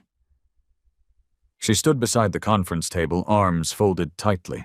My legal department can manage this. No. The answer came calmly, without insult, without hesitation. Victoria looked at him. Why? Your electronic signature appears on several transfers. Her jaw tightened. You believe I'm involved? I believe a defense attorney would argue that you controlled the investigation into documents carrying your own name. The room became silent. Kevin continued. The evidence must survive questions we haven't heard yet. Victoria held his gaze, then nodded. I'll contact Harrison Cole and Mercer. Not Mercer, Samuel said. Everyone turned toward him. Samuel opened a corporate registry report. One of the law firm's senior partners was related to Andrew Mercer through marriage. A distant connection. Still a connection. Victoria selected another firm, Whitmore and Hale, a Chicago litigation practice known for federal compliance cases. By noon, 2 outside attorneys arrived. Margaret Whitmore, 58, precise, unimpressed by wealth. Beside her came Daniel Hale, a former federal prosecutor who spoke only after reading every page placed before him. Kevin presented the evidence in chronological order. No theories, no accusations, only records. The missing foundation documents, the duplicate invoices, the shell company, the camera transmission, the cloned credentials, the resignation letter, Penelope's SUV, Bradley's office network. When Kevin finished, Margaret closed the final folder. "You've preserved chain of custody," Samuel answered, "from the moment each item was discovered. Original files. Isolated and hashed. Access logs. Complete. Any unauthorized searches?" Kevin shook his head. "Everything came through Richard Calloway's written authorization." Margaret looked toward Richard. "You understand what happens next?" Richard sat at the far end of the table. "We involve the government." "Correct. And once we do, you lose control." Richard glanced at Kevin. "That may be the point." At 2:15 p.m., Margaret contacted the United States Attorney's Office for the Northern District of Illinois. No press release, no visible agents, no dramatic raid. Only a private meeting scheduled inside a secure federal building on South Dearborn Street. Kevin carried one notebook. Samuel carried the encrypted evidence drive. Victoria carried nothing. Her name appeared on too many documents already.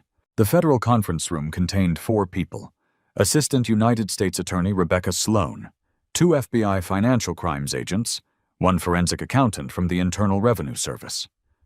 Rebecca listened without interruption. When Kevin finished, she asked a single question.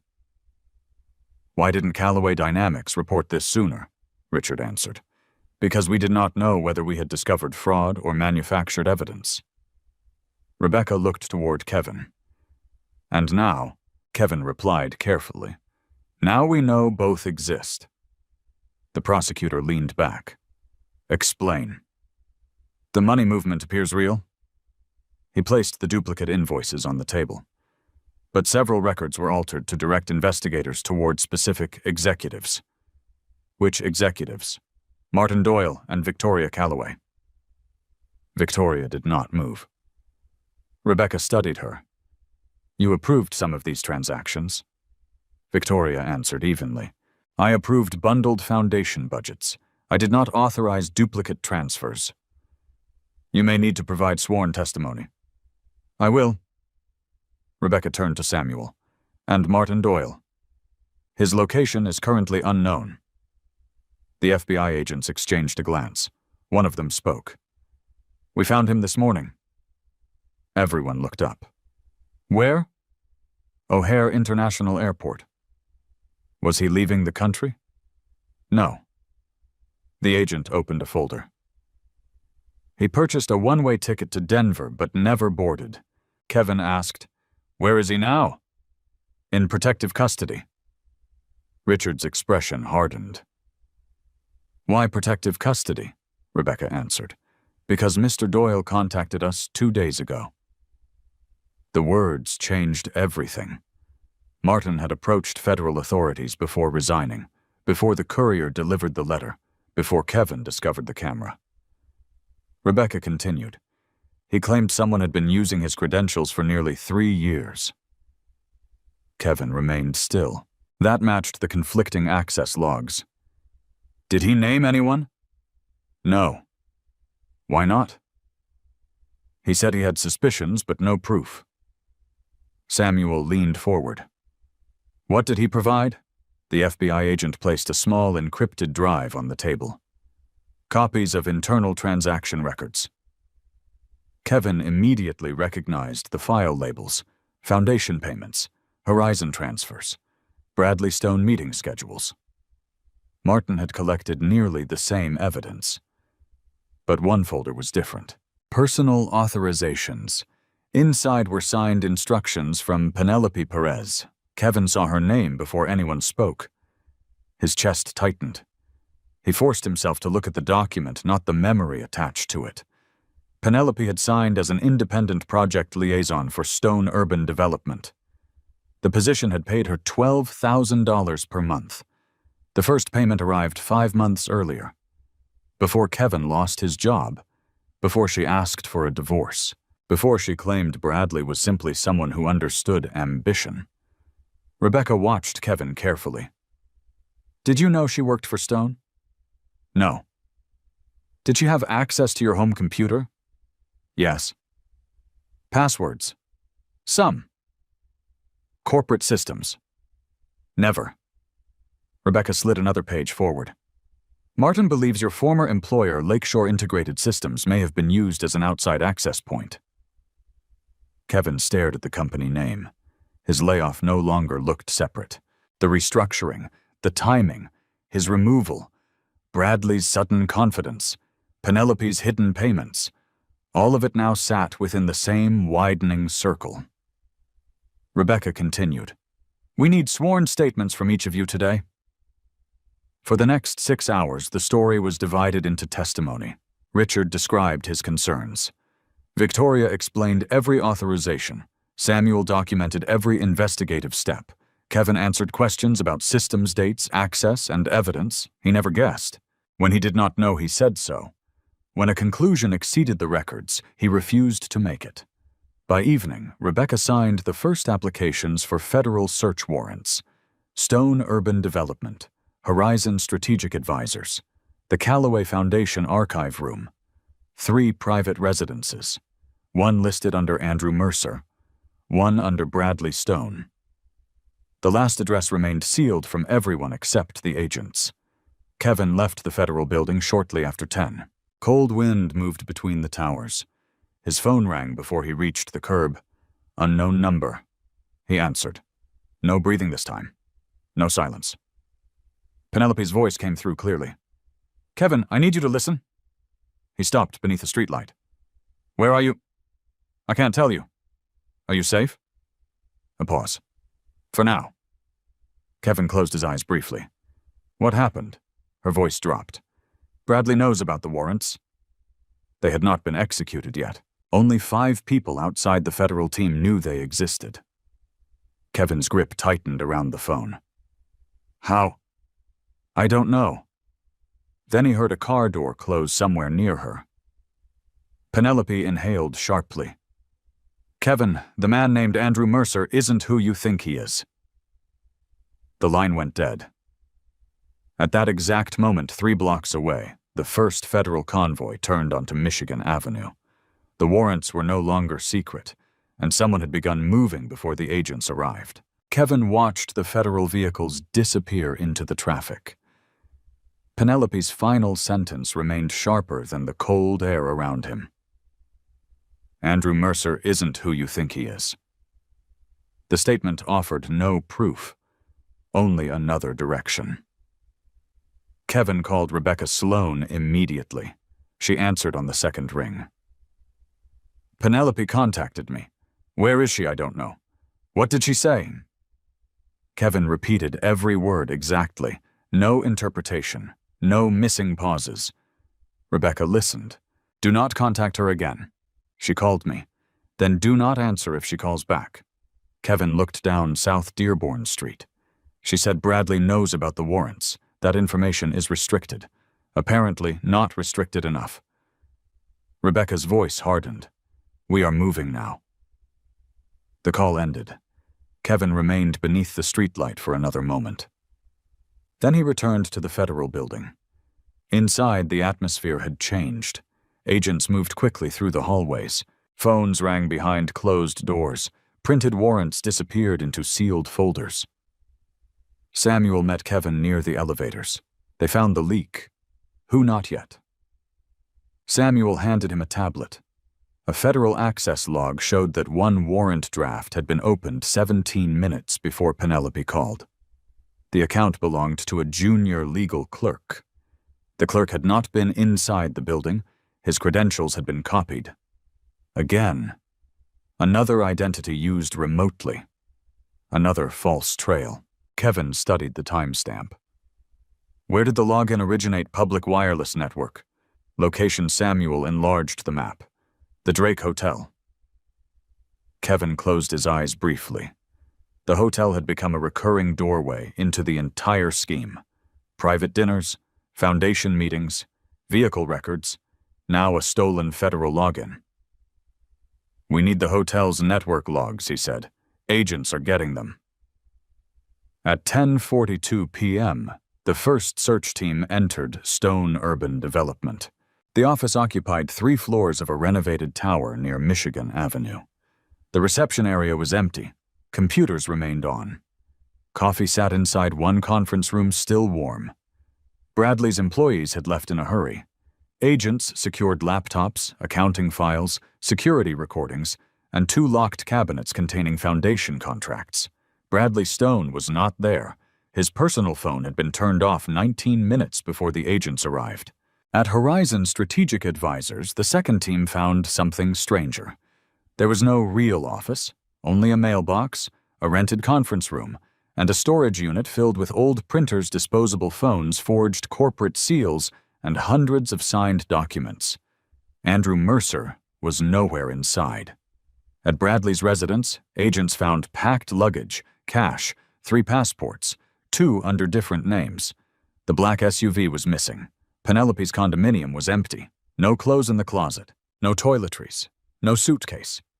Only one object remained on the kitchen counter: a sealed envelope with Kevin's name written across the front. Rebecca did not allow Kevin to open it.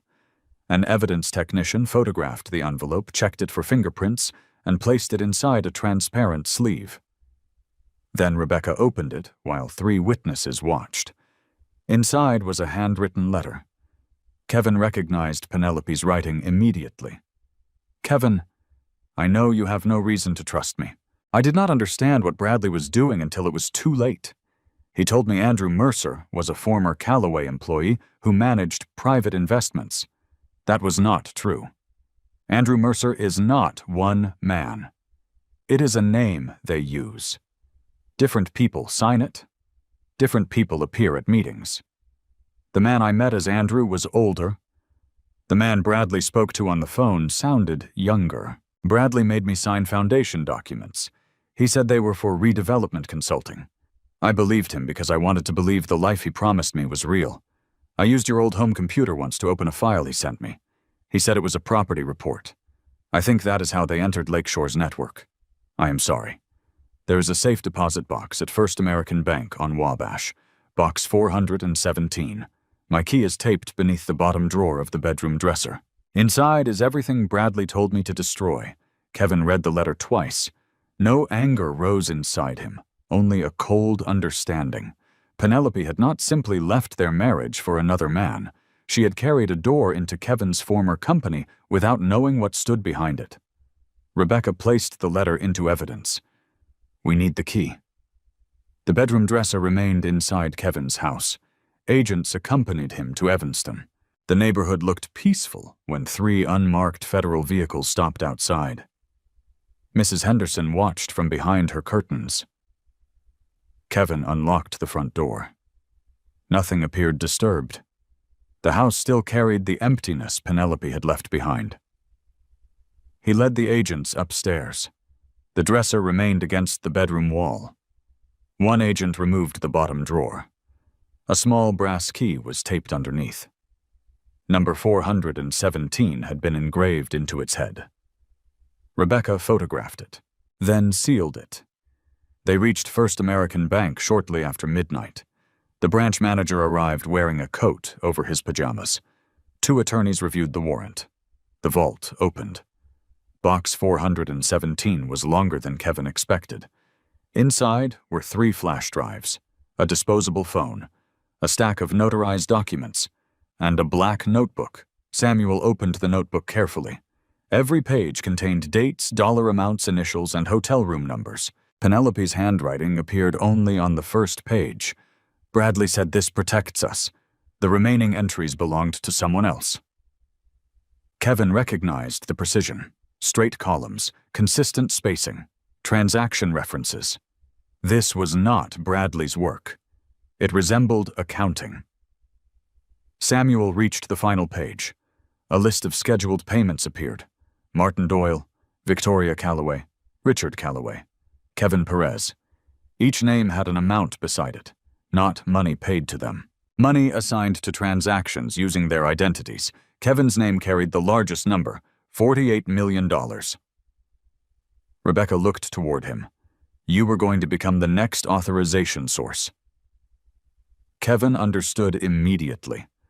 His new position at Callaway Dynamics had not created the danger. It had accelerated an existing plan. Someone had known Richard would eventually bring him into the company, or had manipulated events to make that happen. His layoff, his marriage collapsing. Richard's call. The timing had appeared accidental. Now it looked engineered. Samuel powered on the disposable phone inside a shielded evidence container. One saved message appeared. No sender name, only a number. Tomorrow. Callaway boardroom. Make Perez present the evidence. Once he authenticates the files, the transfer becomes clean. Kevin stared at the screen. The person behind the scheme did not want to stop the investigation. They wanted Kevin to complete it. His reputation, his access, his technical credibility. All of it would transform manipulated records into trusted evidence. Richard had chosen Kevin because his judgment could not be purchased. Someone else had planned to use that same integrity as a weapon. Rebecca ordered the board meeting canceled. Kevin stopped her. No. Everyone turned toward him. Samuel frowned. You want to proceed? Yes. It could be a trap. It is a trap. Kevin looked at the notebook. But now we know what they expect. Rebecca studied him. And what do you expect? Kevin closed the safe deposit box. That whoever built this system will be watching the boardroom. At 8:55 the next morning, every Callaway director took a seat. Richard sat at the head of the table. Victoria remained beside outside counsel. Federal agents waited behind mirrored glass in an adjoining room. Kevin entered last. He carried no flash drive, no folders, only his old leather notebook. Bradley's chair remained empty. Martin's chair remained empty. One director glanced at the clock. Are we beginning? Richard looked toward Kevin. Kevin placed the notebook on the table. Yes. The presentation screen came alive. A remote participant had connected without authorization. No name appeared, only a black square. Kevin watched the connection indicator turn green. Someone had accepted the invitation. Someone believed the plan was still working. Then a voice came through the speakers. Calm, older, familiar. Good morning, Kevin. Kevin froze. He had heard that voice before, 8 years earlier, during the cyber attack that first connected him to Richard Callaway. Kevin did not answer immediately. The voice from the speakers carried the same deliberate calm he remembered from 8 years earlier. Back then, it had guided the cyber attack through several layers of false traffic. Now it entered the boardroom as if it belonged there. Richard Callaway leaned forward. Who are you? The black square remained unchanged. The voice ignored him. Kevin, you always were the careful one. Kevin looked at the connection details displayed on the lower corner of the screen. No visible address, no ordinary conference identification. The participant had entered through a hidden administrative channel. Kevin placed one hand beside his notebook. You knew I would recognize your voice. I hoped you would. Why? A quiet laugh came through the speakers. Because recognition creates trust. Kevin's expression did not change. Not this time. Behind the mirrored glass, federal technicians traced the signal through layers of encrypted networks. No one inside the boardroom looked toward them. The directors had been instructed to behave naturally. Several failed. One adjusted his tie repeatedly. Another stared at the table. Victoria remained perfectly still. The voice continued. Present the foundation evidence, Kevin. Why? Because the board deserves the truth. Kevin looked toward Richard, then toward the presentation screen. What truth that millions were stolen? We already know that Martin Doyle and Victoria Callaway authorized the payments. Victoria's jaw tightened. Kevin remained calm. You want me to authenticate the records. I want you to explain them. Those are different things. A pause followed. The unseen participant had expected cooperation. Kevin opened his notebook. 8 years ago, you used a vendor update channel to enter Callaway Dynamics. No answer. You hid the intrusion behind legitimate traffic. Still silence. You expected the system to trust the source because the source had been trusted before. The voice finally returned. You remember well. You are doing the same thing now. Richard looked toward Kevin. Kevin continued. You created real transactions, real invoices, real meetings. Then you placed false evidence beside them. The black square remained silent. You did not need every record to be false. Kevin's voice stayed even. You only needed enough truth around the false records to make them look legitimate. One director shifted uncomfortably. Kevin noticed. He noticed everything. The remote participant spoke again, and yet money disappeared. Yes. People signed documents, yes. Your wife worked for Bradley Stone. Kevin paused only briefly. Yes. So the evidence is clear. No. Kevin closed the notebook. The evidence is convenient. The voice hardened. Present the files. Kevin looked directly at the black square. I will present one. The main screen changed. A single transaction appeared. $48 million. Authorization source, Kevin Perez. The payment had not yet occurred. It was scheduled for later that afternoon. Several directors reacted at once. Richard stared at the screen. Victoria turned toward Kevin. He raised one hand. This transaction was created 6 months ago. Richard frowned. That was before you joined the company. Exactly. The boardroom became silent. Kevin enlarged the metadata. The transaction had been designed to use credentials that did not yet exist. His future employee identification number appeared inside the payment structure, his future access level, his future authentication certificate.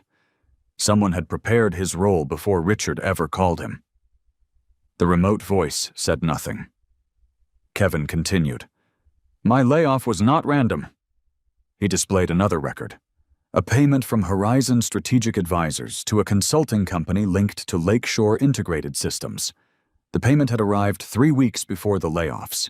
The consulting recommendation specifically identified Kevin's department as overstaffed. His position had been marked for elimination.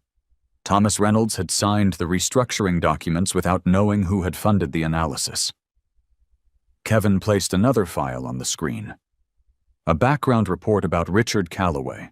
It included Richard's known history with Kevin, the refusal of the 7-figure reward, the private business card, the possibility that Richard would contact Kevin if he ever needed someone he trusted. The entire board stared at the screen. Richard's voice dropped. They predicted my decision. Kevin nodded. They designed the circumstances around it. The remote participant disconnected. The black square vanished. At the same moment, federal technicians completed the trace. Rebecca Sloan entered through the side door. We have the location. Richard stood, where Rebecca looked toward Kevin, the North Shore estate. Richard froze. His own property. The estate where he had first offered Kevin a reward 8 years earlier. Federal agents were already moving. 27 minutes later, they entered the estate's private security building. Inside, they found servers, recording equipment, corporate files, and Andrew Mercer. His real name was Charles Vance, 67, former head of cybersecurity at Callaway Dynamics. He had left the company 11 years earlier after Richard refused to approve an internal surveillance program. Vance had spent years constructing shell companies, false identities, and hidden access routes through former employees. Bradley Stone had not designed the scheme. He had sold introductions, moved money, recruited people impressed by status. Penelope had been one of them. By noon, Bradley was arrested at a private airfield outside Chicago. Andrew Mercer's younger identity was discovered to be Bradley's financial assistant. The older Andrew was Charles Vance. The name had never belonged to a real person. Martin Doyle was cleared of directing the fraud, though investigators continued reviewing his failure to report unusual transactions sooner. Victoria's signatures were authenticated as genuine approvals for legitimate project budgets. The duplicate transfers had been inserted afterward. Penelope surrendered that afternoon. She arrived at the federal building with an attorney. No designer coat, no expensive jewelry, no Bradley, only a plain gray dress and a frightened expression. Kevin watched from the far end of a hallway as agents escorted her into an interview room. She saw him, stopped, then lowered her eyes. He did not approach. The evidence had reached the point where personal conversations could wait. 3 weeks later, federal prosecutors announced charges against Charles Vance Bradley Stone and 6 additional participants: conspiracy, wire fraud, identity theft, obstruction, illegal surveillance. Financial institutions froze millions in connected accounts. Investors abandoned Bradley's projects. Banks called his loans. His name disappeared from charity boards and development panels almost overnight. The magazine covers remained. They simply became evidence of how convincing appearances could be. Callaway Dynamics released a brief statement. No dramatic claims, no public celebration. Only confirmation that the company had cooperated fully and begun an independent ethics review. Reporters waited outside headquarters for Kevin. He used another entrance. Richard offered him a permanent executive position: Chief Integrity and Systems Officer. Kevin accepted only after changing the title, Director of Systems Integrity. He did not want authority to sound larger than the work. One quiet Tuesday morning, Penelope sent him a message through their attorneys. She requested 15 minutes. No discussion about property, no legal negotiations, only a conversation. Kevin agreed to meet at a small cafe in Evanston, the same cafe where they had once spent Saturday mornings planning vacations they rarely took. Penelope arrived first. She sat near the window with both hands around a cup of coffee she had not touched. Kevin took the chair opposite her. For several seconds, neither spoke. Penelope looked older, not because of time, because certainty had left her face. "Thank you for coming," she said. Kevin nodded. "You have 15 minutes." She accepted the boundary. "I didn't know what Bradley was doing. I believe you didn't know everything." The distinction hurt. Her eyes lowered. "I knew some things didn't make sense." Kevin remained silent. "He paid me too much. I signed documents I didn't understand. I used your computer after you told me not to open unknown files." She swallowed. "I kept telling myself successful people handled business differently." Kevin watched the street beyond the window. People crossed, carrying groceries and coffee. Ordinary lives. Ordinary choices, Penelope continued. "When you lost your job, I thought it proved I had been right about you." Kevin looked back at her. "Right about what?" "That you were too cautious, too quiet, that you didn't want enough." Her voice trembled, but Bradley wanted everything. Kevin said nothing, and he destroyed everything he touched. The cafe remained quiet around them. Penelope reached into her purse but removed nothing. "I'm sorry." Kevin's expression did not change. "For leaving for lying, for judging you, for using your patience as evidence that you were weak." She looked directly at him. "And for realizing your value only after someone else recognized it." Kevin allowed the words to settle. There had been a time when he would have wanted that apology, a time when hearing it might have changed something. That time had passed quietly, without announcement. Penelope wiped one tear from her cheek. "Is there any chance we could begin again?" Kevin looked at the woman he had once expected to grow old beside. He did not hate her. That surprised him. He simply no longer belonged to the future she was asking for. "Trust doesn't disappear in one day," he said. Penelope waited. "And it doesn't return in one day." Then maybe with time, no. The word was calm, not cruel. Final. Penelope lowered her eyes. Kevin stood and placed enough money beside his untouched coffee to cover both drinks. I hope you tell the truth. To the prosecutors. To yourself. He walked toward the door. Outside, Richard waited beside an ordinary black sedan. No driver standing at attention. No display. Just an old man leaning against the car with 2 cups of coffee. How did it go? Richard asked. Kevin accepted 1 cup. It ended. Richard nodded. Those are sometimes the best meetings. Kevin looked back once through the cafe window. Penelope remained at the table. Alone. Then he turned toward the street. Not every victory required applause. Some arrived as the quiet ability to leave the past exactly where it belonged. 3 months after the arrests, Callaway Dynamics no longer looked like a company recovering from a scandal. It looked like a company learning how the scandal had become possible. That distinction mattered to Kevin. Punishment was visible. Prevention was quieter. Arrests made headlines. Better systems rarely did. Kevin arrived at headquarters before 7 each morning. He still drove the same aging Camry. Still carried the same worn leather briefcase. Still ordered ordinary coffee from the small shop across the street. The only visible difference was the security badge clipped to his jacket. Director of Systems Integrity. The title gave him access to every operating division in the company. It did not give him permission to stop asking questions. Richard had made that clear on Kevin's first official day. You report directly to me, Richard had said. Kevin had disagreed. No. Richard stared at him from behind the desk. Most people did not refuse reporting access to a billionaire. Kevin continued. If this office exists only because you trust me, it will disappear when you leave. Richard slowly leaned back.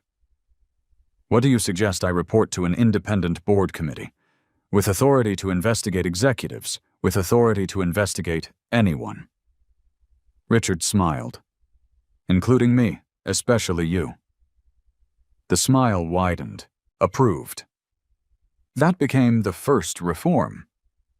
The Systems Integrity Office did not belong to the Chief Executive Finance Department, Legal Department, or Board Chairman.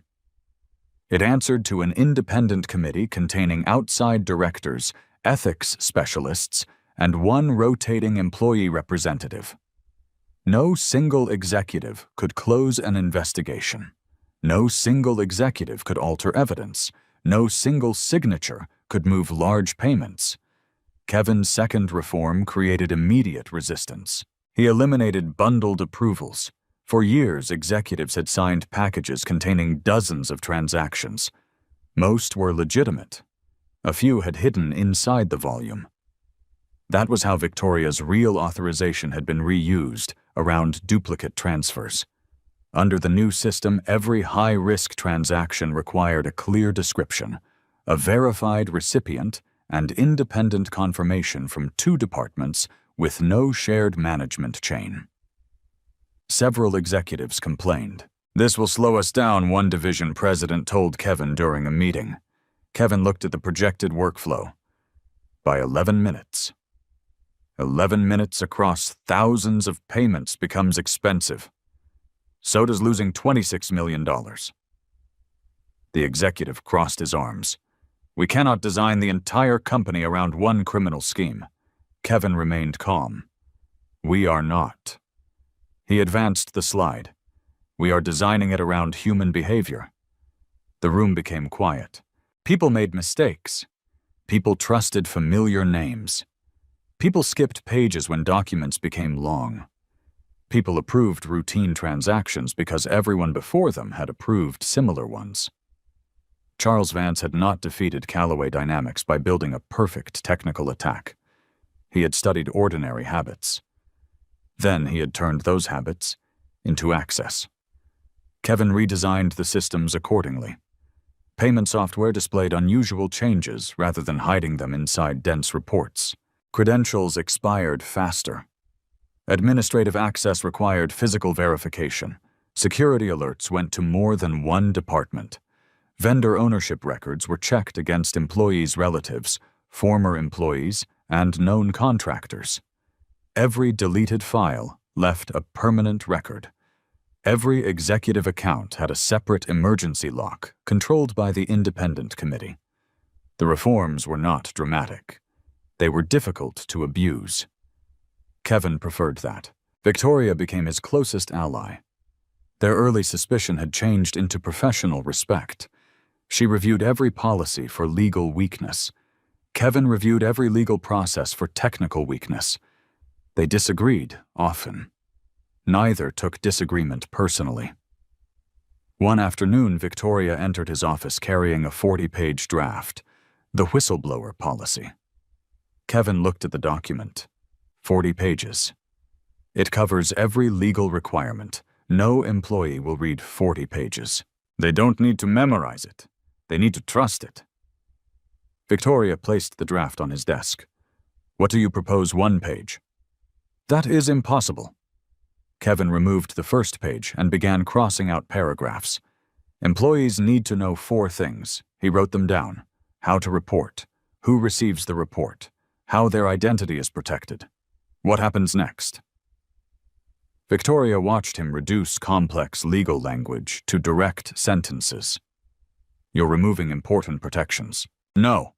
Kevin pointed toward the remaining document. The protections stay in the policy. The instructions stay simple.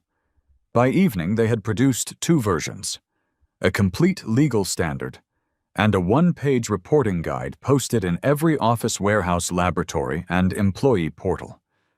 Reports increased within a month. Most involved minor issues: expense manipulation, supervisor retaliation, unsafe shortcuts. One concerned a senior executive using company transportation for private vacations.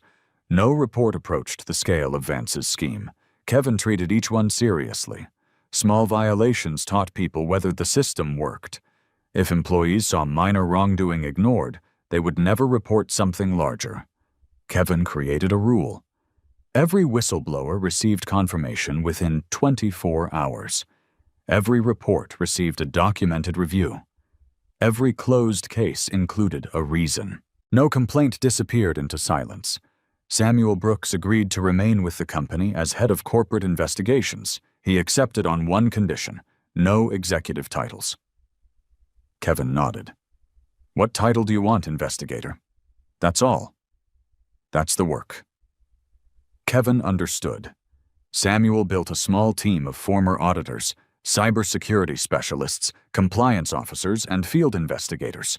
Their office was not placed on the executive floor. It sat beside the employee training center. Accessible, visible, ordinary. Richard watched these changes with quiet satisfaction. He attended fewer meetings, delegated more decisions, spent longer periods at the North Shore estate. The same property where federal agents had discovered Charles Vance's hidden servers now became a place Richard rarely visited alone. Something about the betrayal had aged him. Not visibly at first. Then, all at once. One evening, Kevin found Richard in the boardroom after everyone else had left. The city lights reflected across the glass walls. Lake Michigan had disappeared into the darkness. Richard sat in the chairman's chair without reading the documents before him. Kevin entered quietly. You missed the Foundation Committee meeting. I know. That's unusual. Richard looked toward the empty seats. I built this company when I was 31. Kevin waited. I believed that if I chose intelligent people, paid them well, and treated them fairly, the company would remain honest. That wasn't wrong. It wasn't enough. No. Richard accepted the answer. Most people would have comforted him. Kevin did not offer comfort that required dishonesty. Richard looked toward the skyline. Vance worked beside me for 9 years. He knew how you thought. He knew how everyone thought. That was his advantage. Richard nodded. And you took it away. Kevin shook his head. I changed some systems. You changed who the systems protect. That was closer to the truth. Previously, Callaway's controls had been designed to protect executives from external threats. Now they protected the company from unchecked authority, even when that authority came from inside. Richard pushed a folder across the table. Retirement documents? Kevin looked at the first page. When end of the quarter? Does Victoria know? Not yet. She should hear it from you. She will. Richard folded his hands. The board wants me to name a successor. Kevin already knew where the conversation was heading. No. Richard smiled. I haven't asked the question. You don't need to. You could lead this company. I could. The confidence in Kevin's answer surprised neither of them. Richard raised an eyebrow. Then why refuse? Because being capable of holding power does not mean power is the right work. You think leadership is power? Bad leadership is. Richard studied him. What is good leadership? Kevin looked around the boardroom. Building systems that still work when the leader is wrong. Richard remained silent for several seconds. Then he laughed softly. You really are a terrible candidate for chief executive. I know, that may make you the best one. Kevin closed the retirement folder. Victoria understands the company. She understands the law. She understands the people. She also challenges you. Richard nodded. Frequently. That is useful.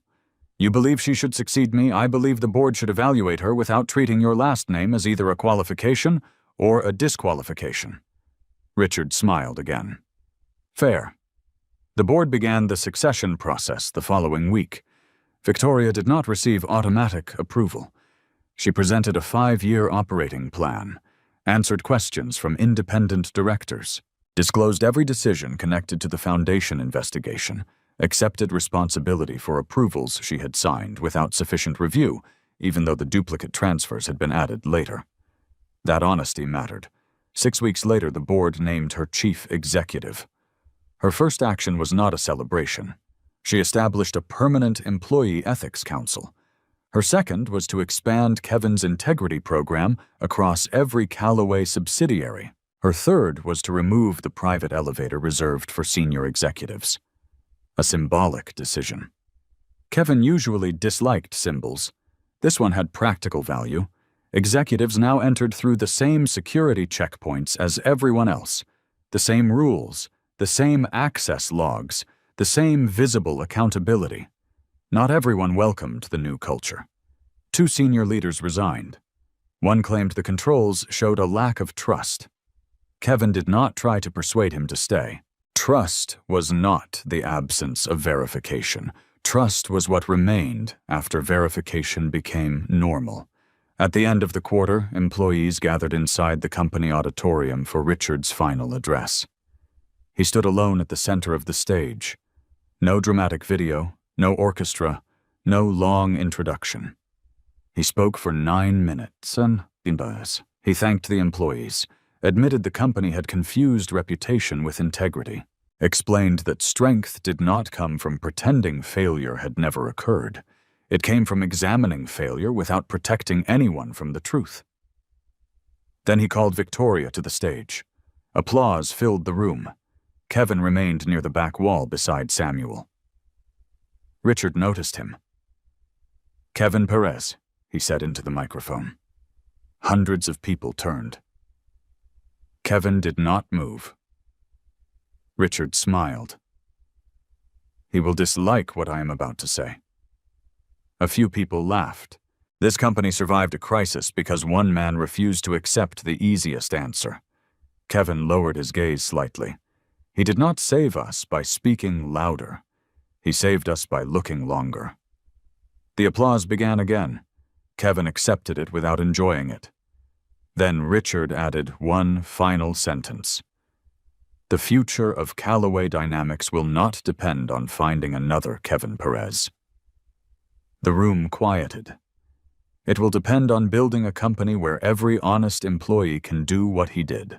That was the first public praise Kevin believed served a useful purpose, not because it elevated him, because it removed him from the center of the solution. After the ceremony, Richard left through the main entrance. No private elevator, no executive corridor. Employees lined the lobby to shake his hand. Kevin waited outside beside the black sedan. Richard approached slowly. You could have warned me about that speech, Kevin said. You would have stopped me. Yes, That is why I didn't. Richard opened the passenger door, but did not enter. What will you do now? Work tomorrow. Richard laughed. I mean, after all this. Kevin looked up at the tower.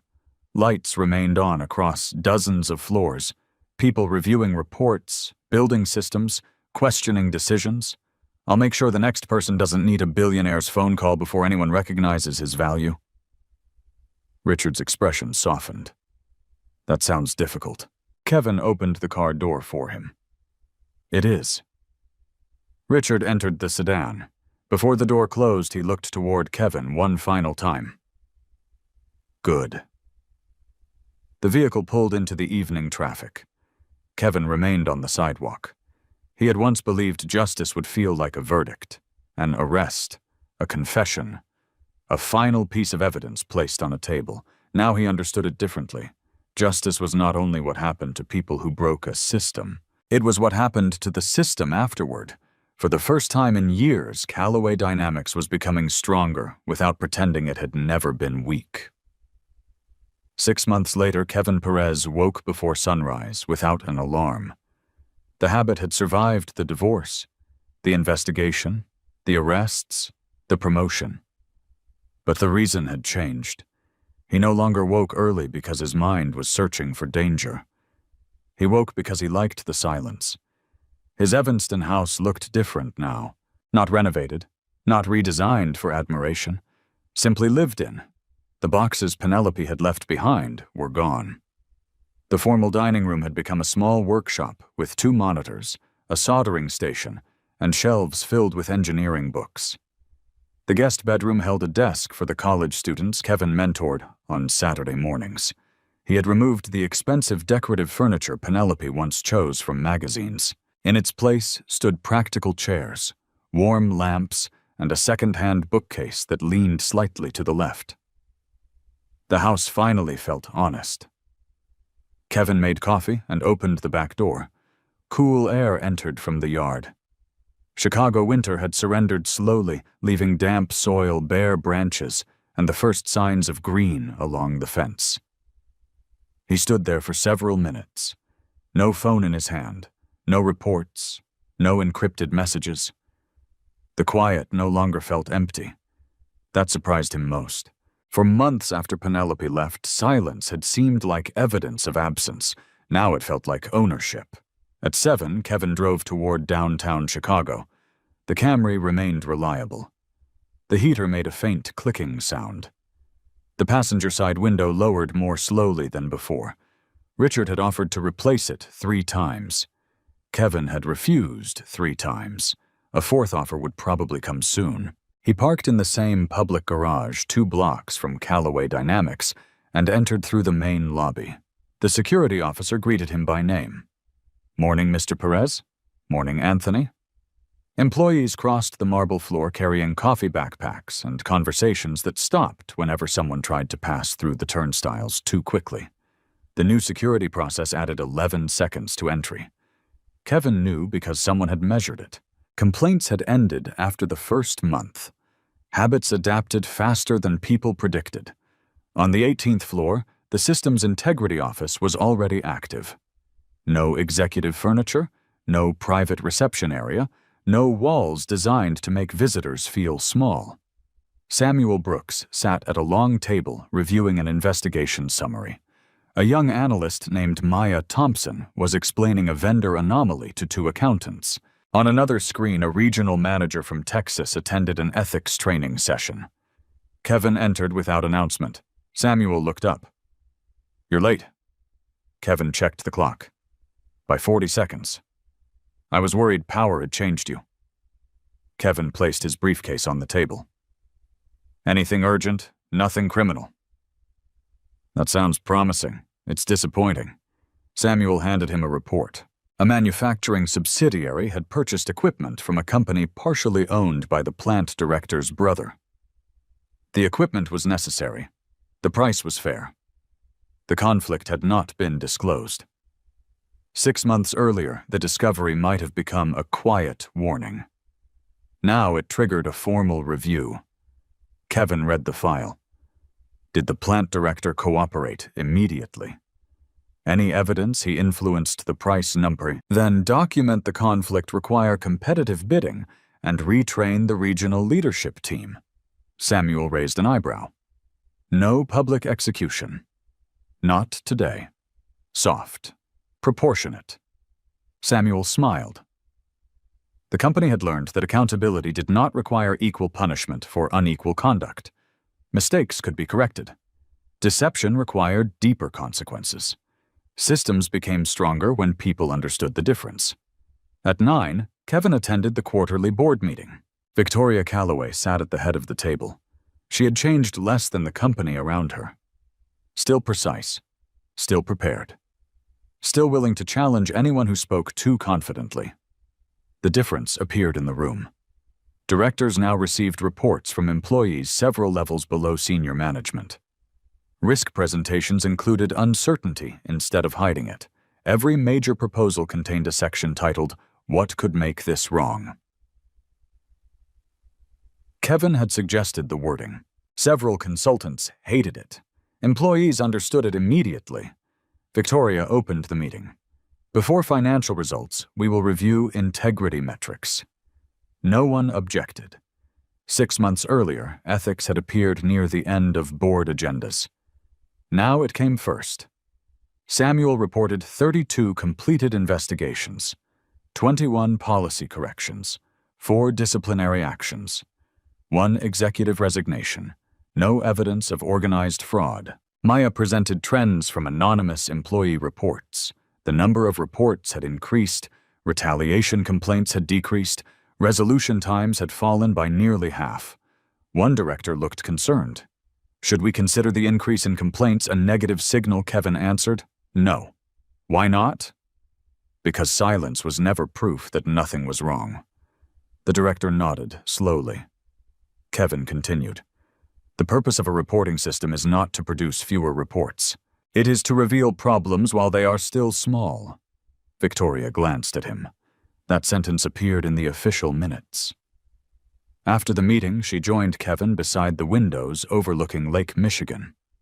The water stretched beyond the city in a flat, gray-blue line. I received another letter from the prosecutors, she said, about Vance.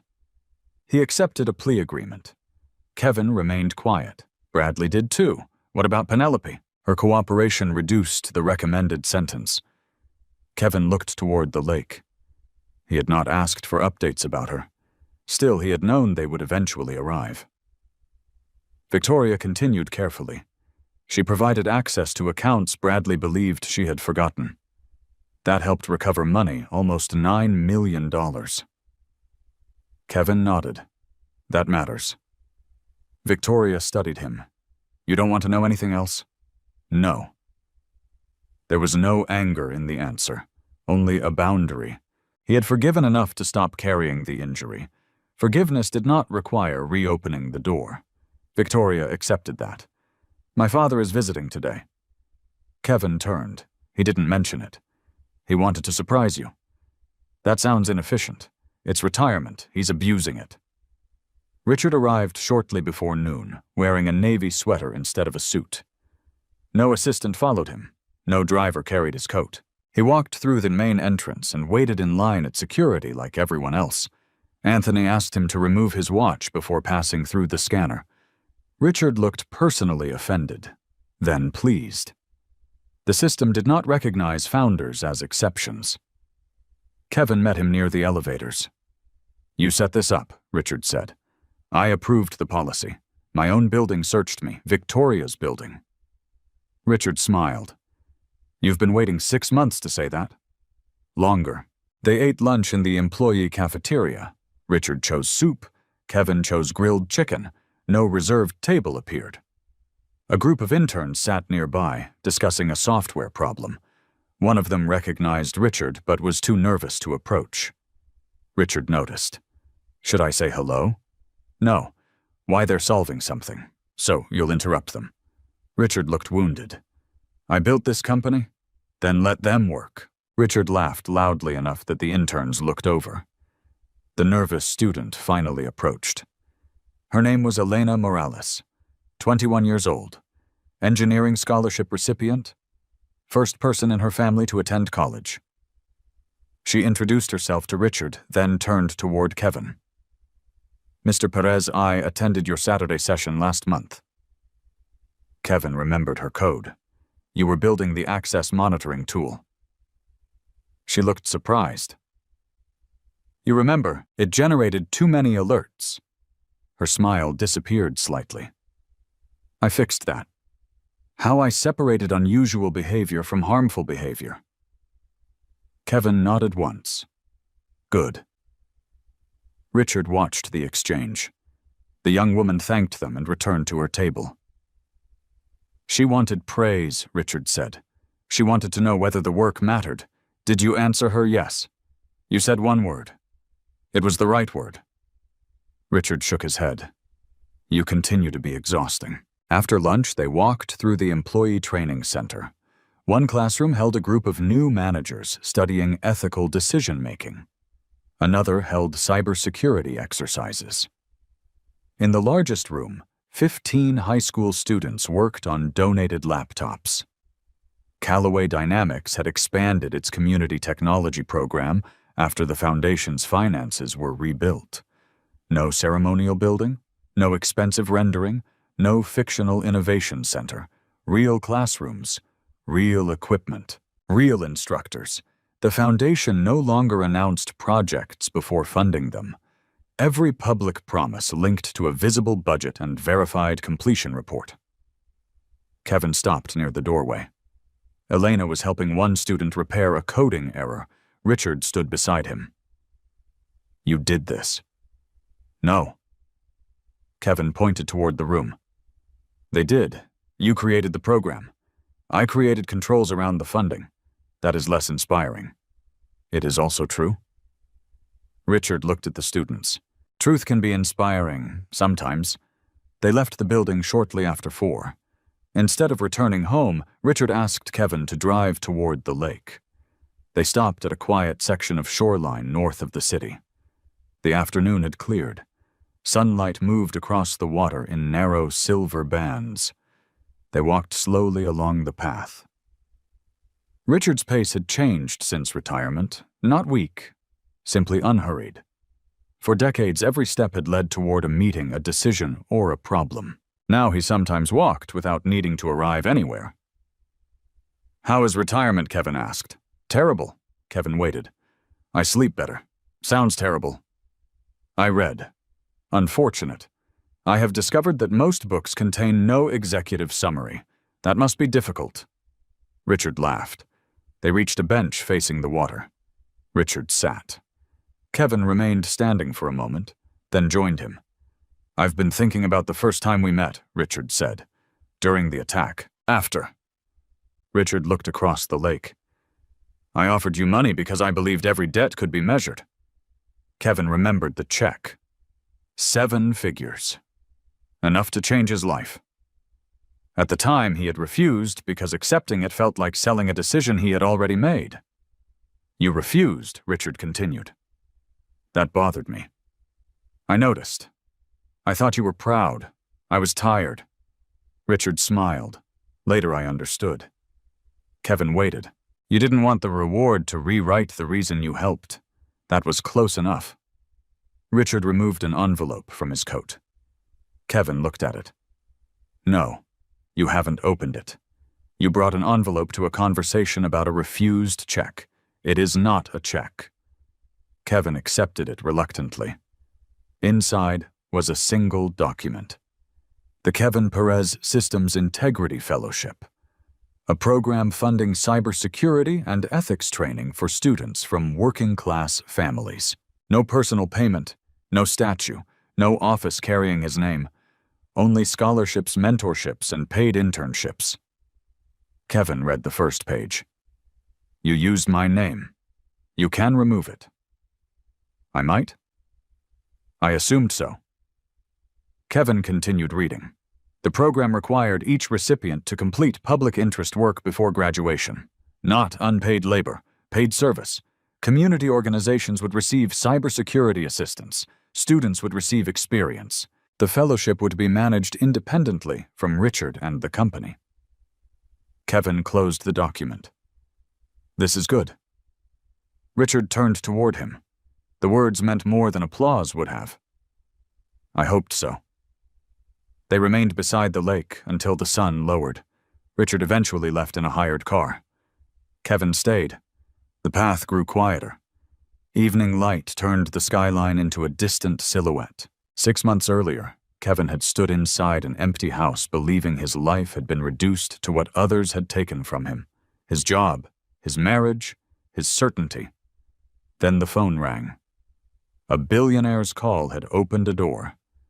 But the call had not saved him. Richard had offered an opportunity. Kevin's choices afterward had created the life that followed.